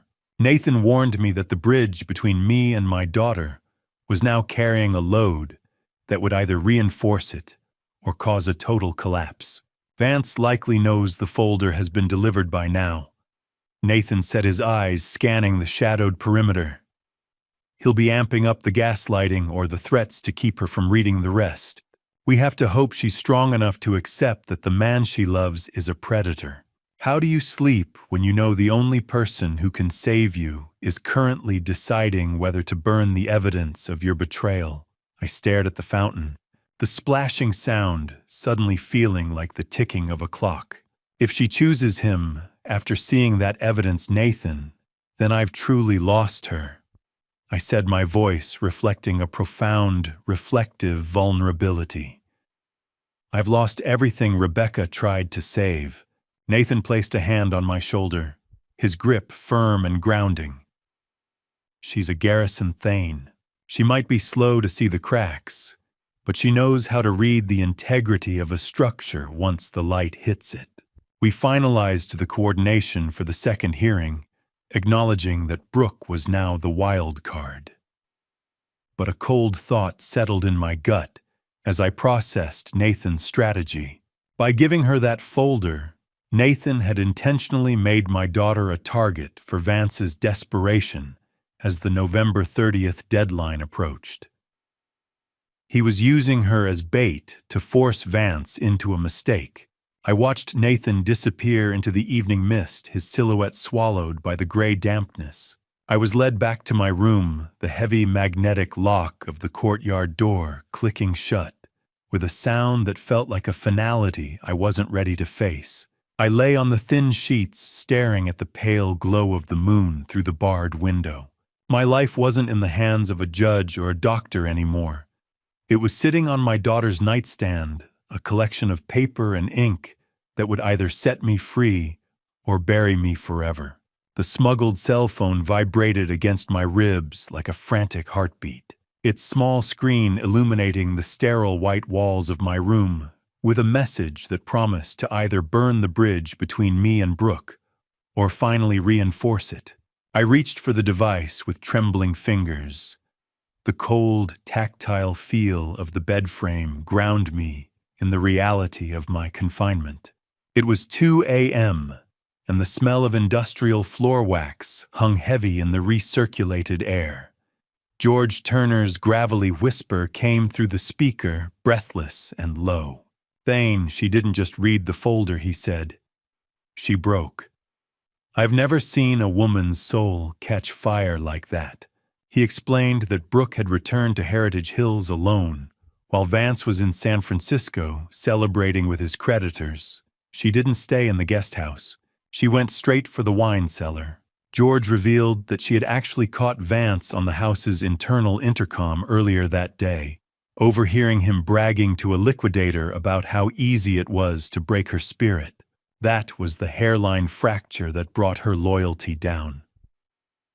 Did she see the forged signature George the Fur? Asked my voice, a jagged rasp in the dark. Did she see what he did to her mother? George confirmed she had spent 4 hours cross-referencing Rebecca's archival journal with the PY's hard facts.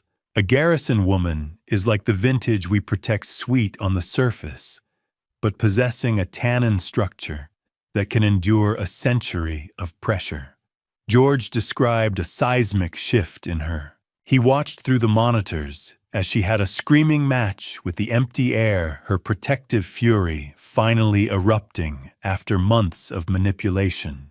She clutched her mother's 1990 Margot like a talisman, a piece of glass, and fermented grapes becoming the anchor for her sanity. He told me she discovered a passage I hadn't even reached, a hidden entry, where Rebecca confessed her fear that Vance was poisoning Brooke's perception of love. The cellar wasn't just a vault anymore. It was an operating room where Brooke finally cut out the cancer of her husband's influence. She emerged from that basement with her eyes hardened, possessing the same structural integrity I had taught her to respect in steel since she was a child. She asked for the keys to the master bedroom safe, Thane George reported. She's not running away anymore. My heart hammered against my chest, a mix of triumphant relief and tactical focus. She's coming for him, isn't she? I whispered. No, Mr. Garrison, George replied, and I could almost hear his grim smile. She's coming for you.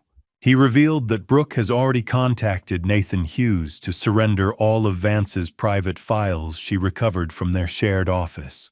She is turning state's evidence before Vance even realizes the ground has vanished beneath his feet. I felt a cold, tactical hope replace the hollow despair that had been my only companion in this room. The awakening in the foundation was complete. I closed the phone and stared at the moonlight on the floor, knowing that while I was still locked in this room, the wolves were no longer the only ones hunting in the dark. My daughter was no longer a victim being managed. She had become the architect of our escape, and she was already rewriting the blueprints for the coming storm. I lay back against the thin pillow, finally feeling the strength of the bloodline I thought I had lost. The heavy footsteps of a security guard outside the door forced me to shove the smuggled phone under my thin mattress, maintaining the mask of a broken man staring blankly at the sterile white wall. I waited until the rhythmic jingle of his keys faded down the hallway, the smell of industrial floor wax lingering in the air like a chemical threat. My mind was a construction site of tactical hope.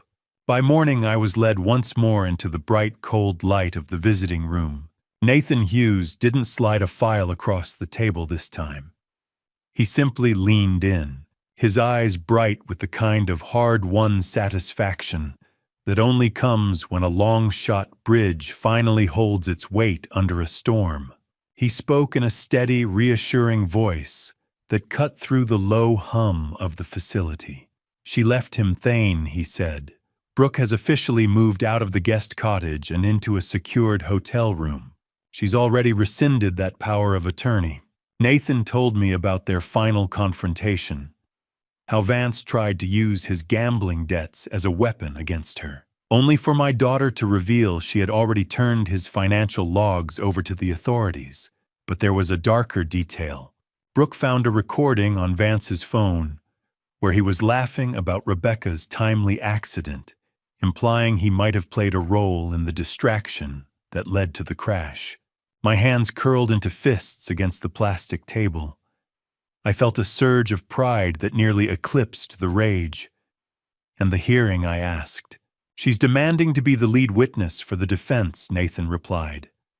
Forgiveness is a heavy vintage. It takes time to breathe, but once it does, it can wash away years of bitterness. I had spent so long worrying she was a liability, but in the silence of that visiting room, I realized she had become my greatest ally. Nathan reached into his pocket and handed me a small handwritten note. The paper felt scratchy and real against my skin, a stark contrast to the clinical hollowness of Meadowbrook. Tell Dad I'm sorry for being blind, it read. Tell him the Garrison archive isn't going anywhere.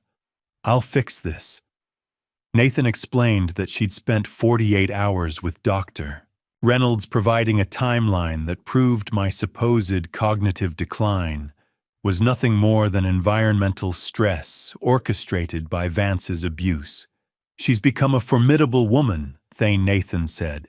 She reminds me more of Rebecca every hour. Have you ever felt the exact moment a person you love stops being a liability and starts being your greatest ally? I read the note again, my eyes stinging. She wasn't just coming to save me. She was coming to restore the foundation Vance had tried to rot. She's already filed for divorce and secured an emergency injunction to keep that predator at least 500 yards away from Heritage Hills. The sound of a heavy door locking somewhere in the facility signaled the end of our session, But for the first time, the noise didn't sound like a cage closing. It sounded like a starting pistol. I clutched Brooke's note in my hand as the guard led me back to my room, and for the first time since the gavel fell, I didn't feel like a prisoner.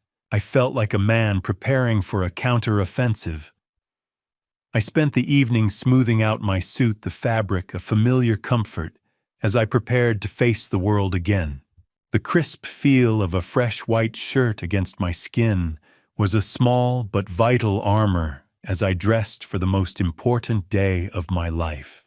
The courthouse steps didn't feel slick with rain this time. They felt like the base of a bridge I had spent my entire life learning how to anchor against the tide. I climbed them with a steady gait, flanked by Gregory Wilson and Nathan Hughes, the smell of wet pavement and expensive wool following us into the sterile, fluorescent heat of the building. I walked into courtroom 4B with a sharp suit and a sharper focus. The room was already buzzing, but the noise reached a fever pitch when Brooke entered. I saw Vance Madden beckoning to her from the front row, his hand outstretched with a proprietary arrogance that made my stomach turn. "Brooke, what the hell are you doing? The family table is over here." Vance hissed, his voice carrying through the sudden hush. My daughter didn't even break her stride. She ignored his hand and walked straight to the defense table, pulling out the chair beside me.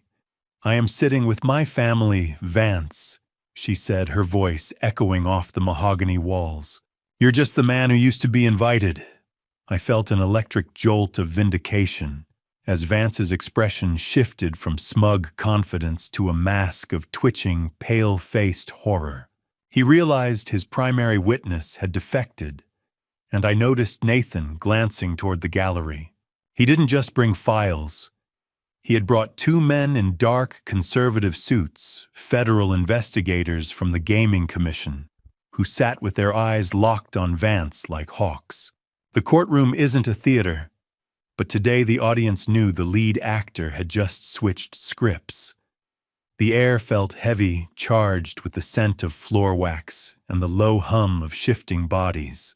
Gregory Wilson stood the cold, tactile feel of the mahogany defense table beneath his palms as he officially petitioned the court to admit new evidence and a revised witness list. He was no longer the polite counselor from the first hearing. "Your Honor, we aren't here to discuss a man's memory," he announced, his voice a calm but wise boom. "We are here to discuss a predator's paper trail. We will prove this conservatorship was obtained through a premeditated scheme of elder abuse and financial fraud." Vance's attorney lunged to his feet to object, his voice thin and desperate. But Judge Brennan didn't even look at him. The judge was watching Brooke. "Sit down, mister." Madden, the judge, barked, his gold-rimmed bifocals glinting under the lights. "I will hear from the daughter before this gavel strikes again." A trial is like a stress test on a suspension cable. One weak link, and the whole structure of a lie comes crashing into the water. I could hear Vance's heavy breathing in the silence that followed. The judge then revealed he had received an anonymous summary of Vance's private debts that morning, a document that had clearly poisoned the petitioner's standing. I wondered if David had finally found his courage, or if George had moved a few more pieces in the dark. The sharp crack of the gavel sounded like a starting pistol. Gregory turned toward the gallery and called our first witness, and as Dr. Patricia Reynolds stood up, the look of recognition on Vance's face told me he finally realized the liquidator he'd hired was actually his executioner. I watched her approach the stand, the click of her heels the only sound in the room. The steady professional stride of Dr. Reynolds as she approached the witness stand felt like the arrival of a tide that was finally turning in my favor. She didn't just walk to the stand. She occupied it, her presence as unfiltered and potent as a cask-strength brandy in a room full of watered-down lies. I watched from the defense table, my back straight, feeling the cold, tactile feel of the wooden pews behind me, and the heavy silence of the shocked gallery. Doctor. Reynolds began by systematically dismantling the foundation of Dr. Shaw's earlier testimony. She revealed that Shaw had been under a secret board investigation for 3 months for exactly this type of predatory diagnosis for hire, a revelation that sent a visible tremor through Vance as he sat across the aisle. Thane Garrison doesn't just remember dates, Your Honor. He remembers the structural integrity of every bridge he ever inspected and every bottle he now protects. She stated, her voice echoing off the old wood.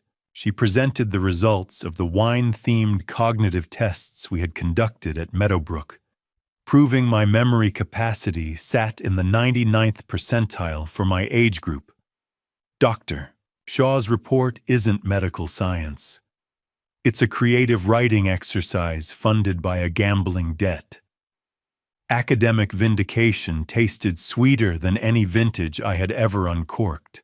I glanced at Brooke, whose eyes were fixed on the witness, her expression a mix of dawning hope and lingering shame.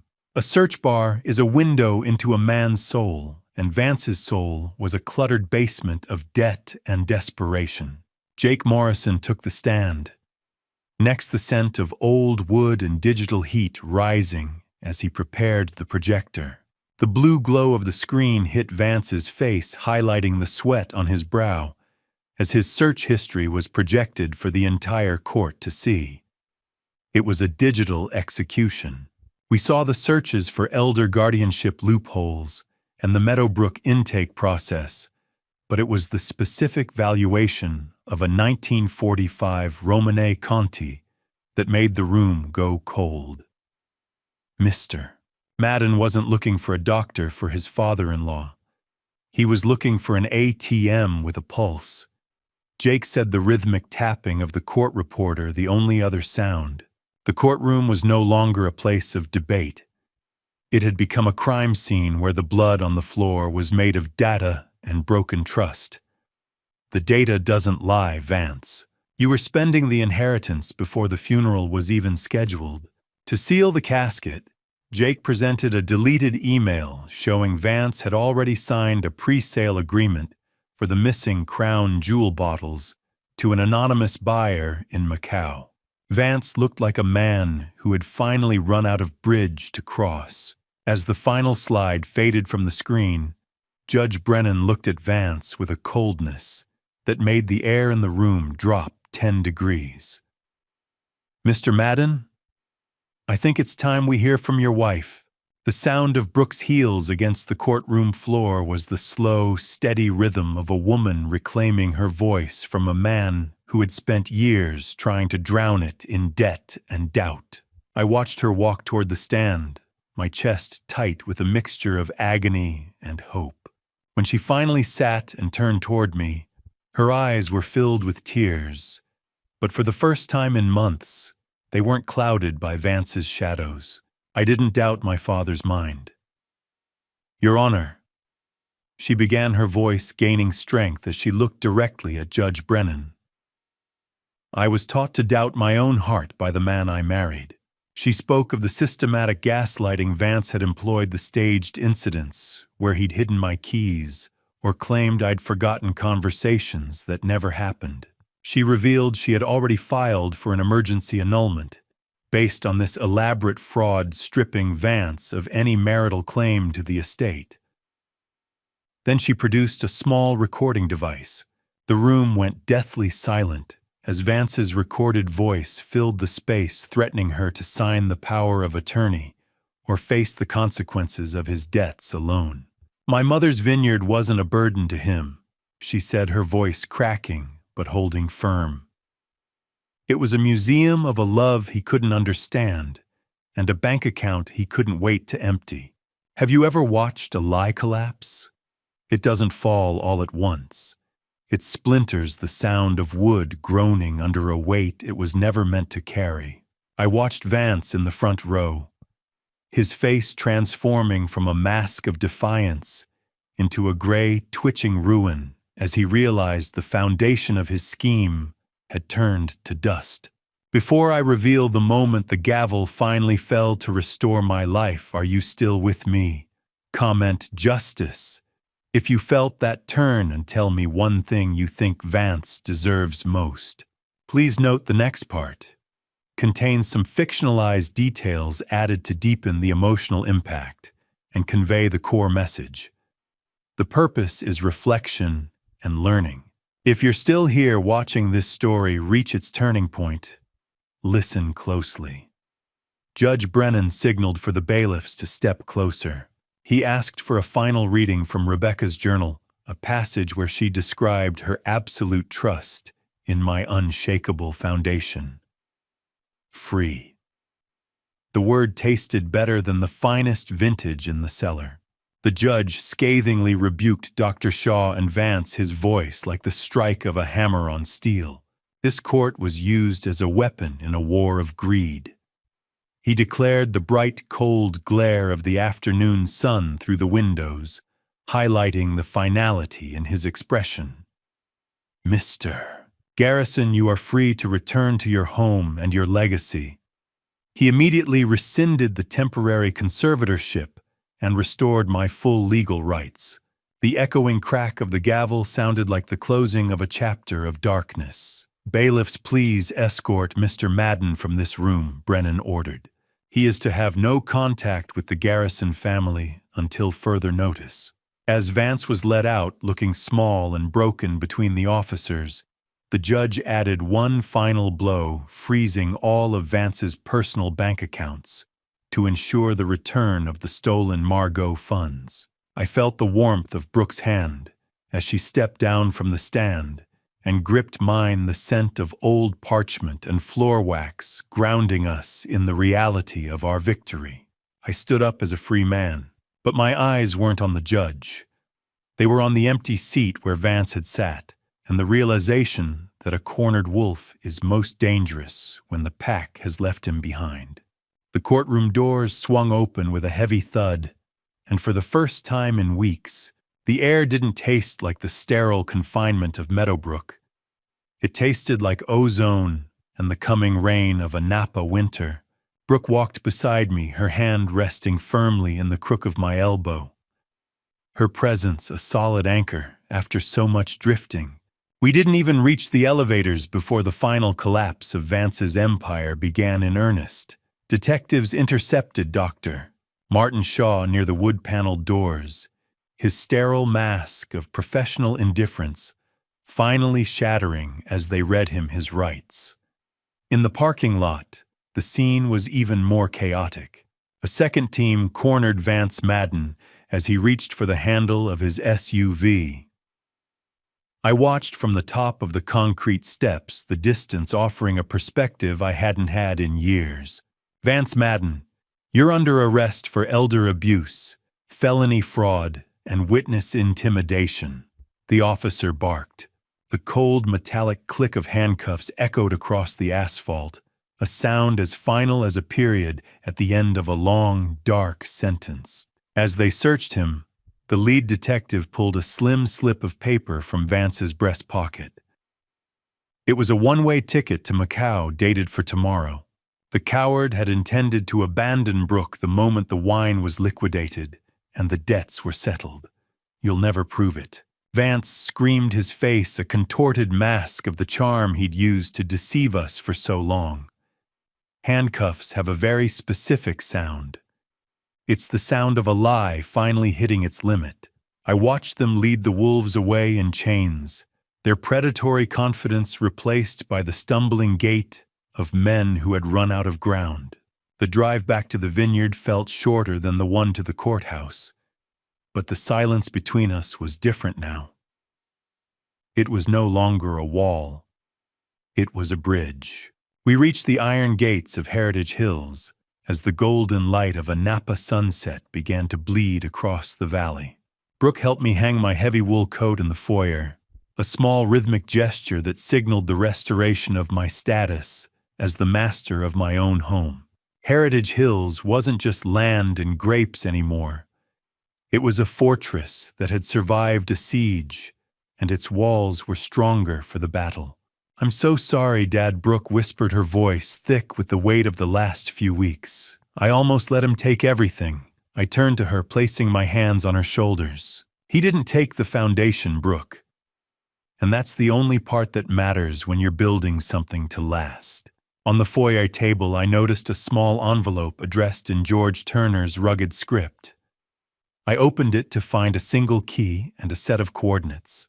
George had moved the missing crown jewel bottles to a secondary vault the very night the bailiffs took me to Meadowbrook. He had seen the fracture coming and protected the heart of the archive while I was being dismantled. We walked out to the back porch together, the scent of wet earth and winter vines rising to meet us. I looked at the rolling hills of my wife's dream, then at my daughter, and I realized the greatest vintage Rebecca ever curated wasn't in a bottle. It was standing right next to me. The kitchen was filled with the scent of rosemary and roasting turkey, a domestic warmth that felt like a hard-won miracle after the sterile, lemon-scented hallways of my recent past.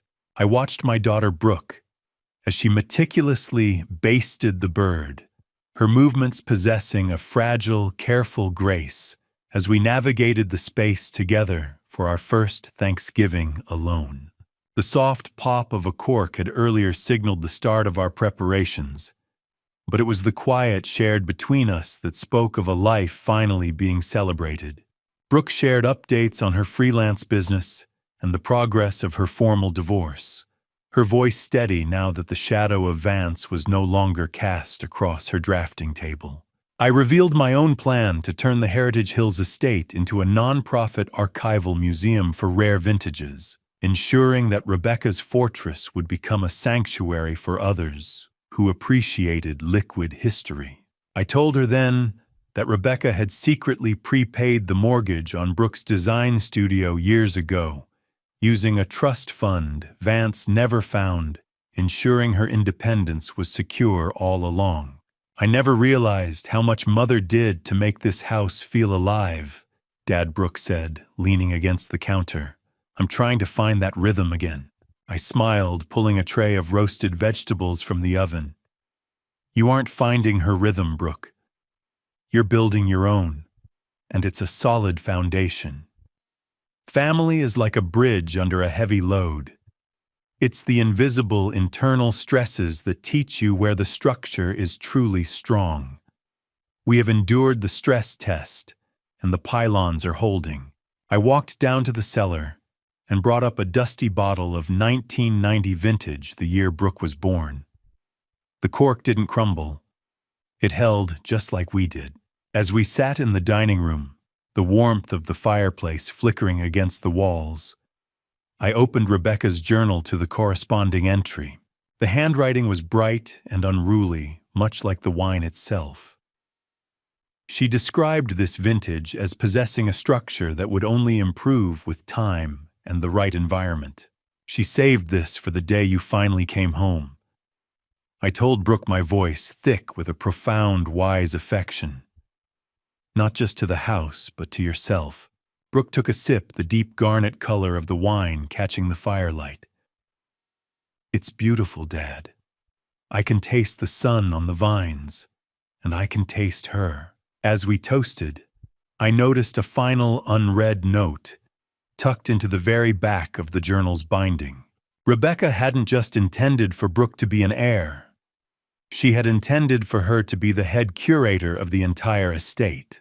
As the last of the autumn light faded from the room, Brooke set her glass down and looked at me with an expression I hadn't seen since she was a child. "Dad, there's one more bottle on the list. One mother said we could only open when the last wolf was truly gone." The bite of the December wind through the open cellar doors was a reminder that while the wolves were gone, the work of winter and the work of a true garrison had only just begun. I stood on the threshold, watching the frost settle on the vineyard trellis like a fine layer of silver dust. After the chaos of the courthouse and the sterile silence of Meadowbrook, the smell of wet concrete and cedar in the main house foyer felt like a holy restoration. We didn't waste time. I used my expertise as a bridge inspector to oversee the reinforcement of the cellar's vaulted ceilings, the ring of a hammer against steel echoing through the subterranean hallways as we ensured the foundation was physically secure for the next century. Brooke took charge of the visual branding and digital cataloging of the 847 bottles. I would often see the flickering blue light of her laptop late into the night as she treated each handwritten label like a piece of high art. George managed the dormant vines, preparing the soil for a spring that would finally belong entirely to the family again. A museum isn't just a place to store things, Brooke, I told her, as we inspected a new mahogany rack. It's a structure built to hold the weight of memory. Cement and courage share a specific property. They both require time to cure before they can support the life built on top of them. I discovered that George had been secretly recording the environmental data of the cellar for 20 years, providing a scientific record that transformed our archive into the most authoritative wine database in the world. We worked through the holidays to install the Rebecca Garrison Memorial Library within the vault, a climate-controlled room dedicated to her journals. Nathan Hughes provided the initial funding and professional curators, turning my wife's private obsession into a public benefit. The wolves were in cages. The wine was in glass. The family was in focus. She didn't build this to keep people out, Thane Nathan said as we stood in the finished space. She built it to show them what's worth keeping in. Brooke then turned to me, the cold, tactile feel of archival paper in her hands. She revealed she had decided to move back to Napa permanently, to serve as the archive's executive director, fully embracing the role Rebecca had envisioned. The foundation was settled. The archive was ready. With the last crate of cataloged journals in place, I reached for the very back shelf, the spot Brooke had pointed out, and found the heritage bottle. Its wax seal was engraved with a date I had been dreading and dreaming of for 60 years, a vintage that carried the weight of my own birth and the promise of a final, unshakable peace. The television screen flickered with the cold, gray light of a courtroom 300 miles away, but the finality of the judge's voice felt like the closing of a vault door I'd been trying to lock for a lifetime. I sat in the library, the smell of wood smoke from the fireplace providing a comfort the sterile world of the law never could. Brooke stood beside me, her hand on my shoulder, as we watched Vance Madden receive a sentence of 12 years for felony fraud and elder abuse. He looked small on the screen, stripped of the tailored suits and predatory charm he had used to try and dismantle our family. The broadcast also confirmed the permanent revocation of Dr. Martin Shaw's medical license, ensuring their engine of greed was truly dead. I felt no sudden surge of triumph, only a profound, quiet relief that the structural integrity of my life had been restored. A courier arrived shortly after the broadcast with a final letter from Vance's legal team, a pathetic attempt at an apology that felt more like a last-ditch effort for leniency. I didn't even break the seal. I walked to the fireplace and dropped it into the embers, refusing to let his voice enter this house one last time. 12 years. It's a long time for a man, but for a vine, it's barely a childhood. The noise was finally gone, replaced by a silence that no longer felt like a threat. The morning of my 60th birthday arrived with a sun so bright it made the dormant vines look like spun gold. I walked the rows with George Turner, the cold morning air crisp on my face. We reached the Cabernet block, just as the light hit the gnarled wood. Thane looked, George said, his voice a gravelly whisper of awe. She always said the vines know exactly when the danger is over. I leaned in and saw at the first microscopic burst of vibrant green the bud break. Have you ever felt the weight of a ghost lift off your shoulders? It doesn't happen with a bang. It happens with a breath. I spent 60 years looking for cracks in things I told George, my voice reflecting a calm, wise serenity. It's about time I started looking for the growth instead. The vineyard wasn't a museum of what Rebecca was anymore. It was a living laboratory of what Brooke and I were becoming. We walked back to the cellar to retrieve the heritage bottle, the tactile weight of it, feeling like the final stone in a great cathedral. As I examined the wax seal under the cellar lights, I discovered a detail I had missed in the shadows of the previous months. Beside my own initials, Rebecca had engraved a second set, BG. She had known all along that we would be a team, that I wouldn't have to carry this legacy alone.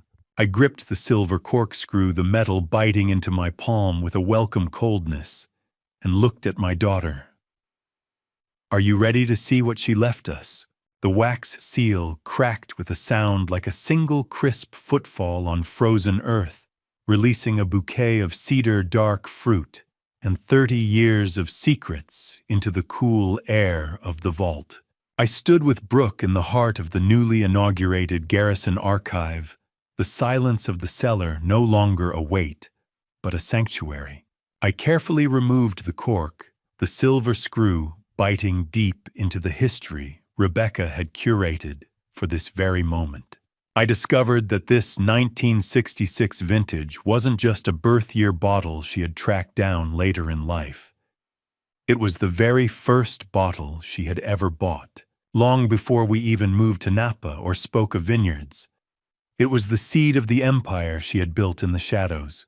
I poured 2 glasses, the liquid a deep, vibrant amber that caught the soft LED glow of the vault. As I lifted the bottle back to its wooden crate, my fingers brushed against a small waterproof capsule tucked into a recessed corner. I opened it to find a small digital recorder. I pressed play, and the archive was suddenly filled with the voice that had been missing from my life for too long. Thane. If you are hearing this, it means the structure held. Rebecca's voice began sounding calm and wise, exactly as I remembered. My project wasn't just to save the wine, my love. It was to ensure that you had a reason to keep building bridges even after I was gone. I wanted you to have a span that connected our past to Brooke's future, to the architect of our lives. Brooke whispered, her eyes shining as she raised her glass. I looked at her, seeing the strength and clarity that had emerged from the wreckage of the last few months. She didn't just save the past. Brooke, I replied, the warmth of the wine spreading through me like a promise. She calculated the load-bearing capacity of our future. A legacy isn't a museum of what was lost. It's a bridge that carries the living across the waters of grief. We drank in a silence that was finally peaceful, a liquid celebration of a plan that had survived every storm Vance could throw at it. I realized then that the heritage bottle was actually a master's blend of both our birth years, a marriage of vintages that symbolized a bridge existing outside of time. I walked out onto the porch as the first guests for the museum's opening began to arrive in the distance, their headlights carving paths through the evening mist. I looked toward the horizon, where the lights of the distant bridges flickered over the water. I was no longer just a retired inspector of steel and concrete. I was the guardian of a different kind of span. The bridge is holding Rebecca, I whispered into the cool air. Every single cable, every rivet. I set my glass down on the railing, the taste of the 1966 still lingering like a warm promise against my palate. For the first time in 60 years, I didn't look for the cracks in the foundation or the rust on the supports. I didn't worry about the wolves or the debts or the lawyers. I just stood there in the golden twilight of my home, watching the lights flicker in the distance, knowing that the structural integrity of my family was finally and forever unshakable. Looking back at my own family story, I have to confront a truth that humbles me more than any courtroom ever could. I spent 40 years inspecting bridges for invisible fractures, measuring stress loads, calculating failure points, studying rust before it could spread. Yet inside my own home, I ignored the subtle cracks forming beneath polite dinners and quiet conversations. This family story is not only about betrayal, it is about blindness. I confused silence with stability. I mistook routine for security. I believed that if no one raised their voice, nothing was breaking. I was wrong. If there is anything worth carrying forward from this family story, it is this: never surrender your discernment in the name of keeping the peace. Evil rarely announces itself with a roar. It arrives with a smile, a handshake, and a reasonable explanation. It negotiates entry through trust. What many people labeled as dad revenge was never fueled by hatred. This dad revenge was about survival. It was about drawing a line when greed tried to rewrite my wife's legacy and erase my dignity. But let me be honest. Even necessary dad revenge carries consequences. I nearly lost my daughter because I confused endurance with wisdom. I thought patience alone would protect her. I failed to see that silence can sometimes empower the wrong person. Do not be like me. Ask uncomfortable questions. Protect your boundaries even when it feels impolite. Observe actions more carefully than you listen to promises. Love should never require blindness as proof of loyalty. Trust is sacred, but it must be supported by integrity. There were nights when everything felt engineered against me: legal documents, fabricated diagnoses, locked doors. In those moments, I held on to one thing I trusted: that the Lord's timing was greater than the wolves circling my fence. Faith did not remove the battle. It did not shorten the storm, but it steadied my hands when everything else trembled. It reminded me that character is forged under pressure, not comfort. Strength is rarely loud. Integrity is rarely dramatic. But both endure long after predators exhaust themselves. Thank you for walking beside me to the end of this journey. I would genuinely value your thoughts. What do you believe was the true turning point in this story? Share your perspective in the comments below. If this message resonated with you, consider subscribing so you don't miss the next chapter. Please note, while inspired by real-world themes, certain elements were dramatized to deepen emotional impact and meaning. If this content isn't aligned with your interests, feel free to explore other stories that better fit you.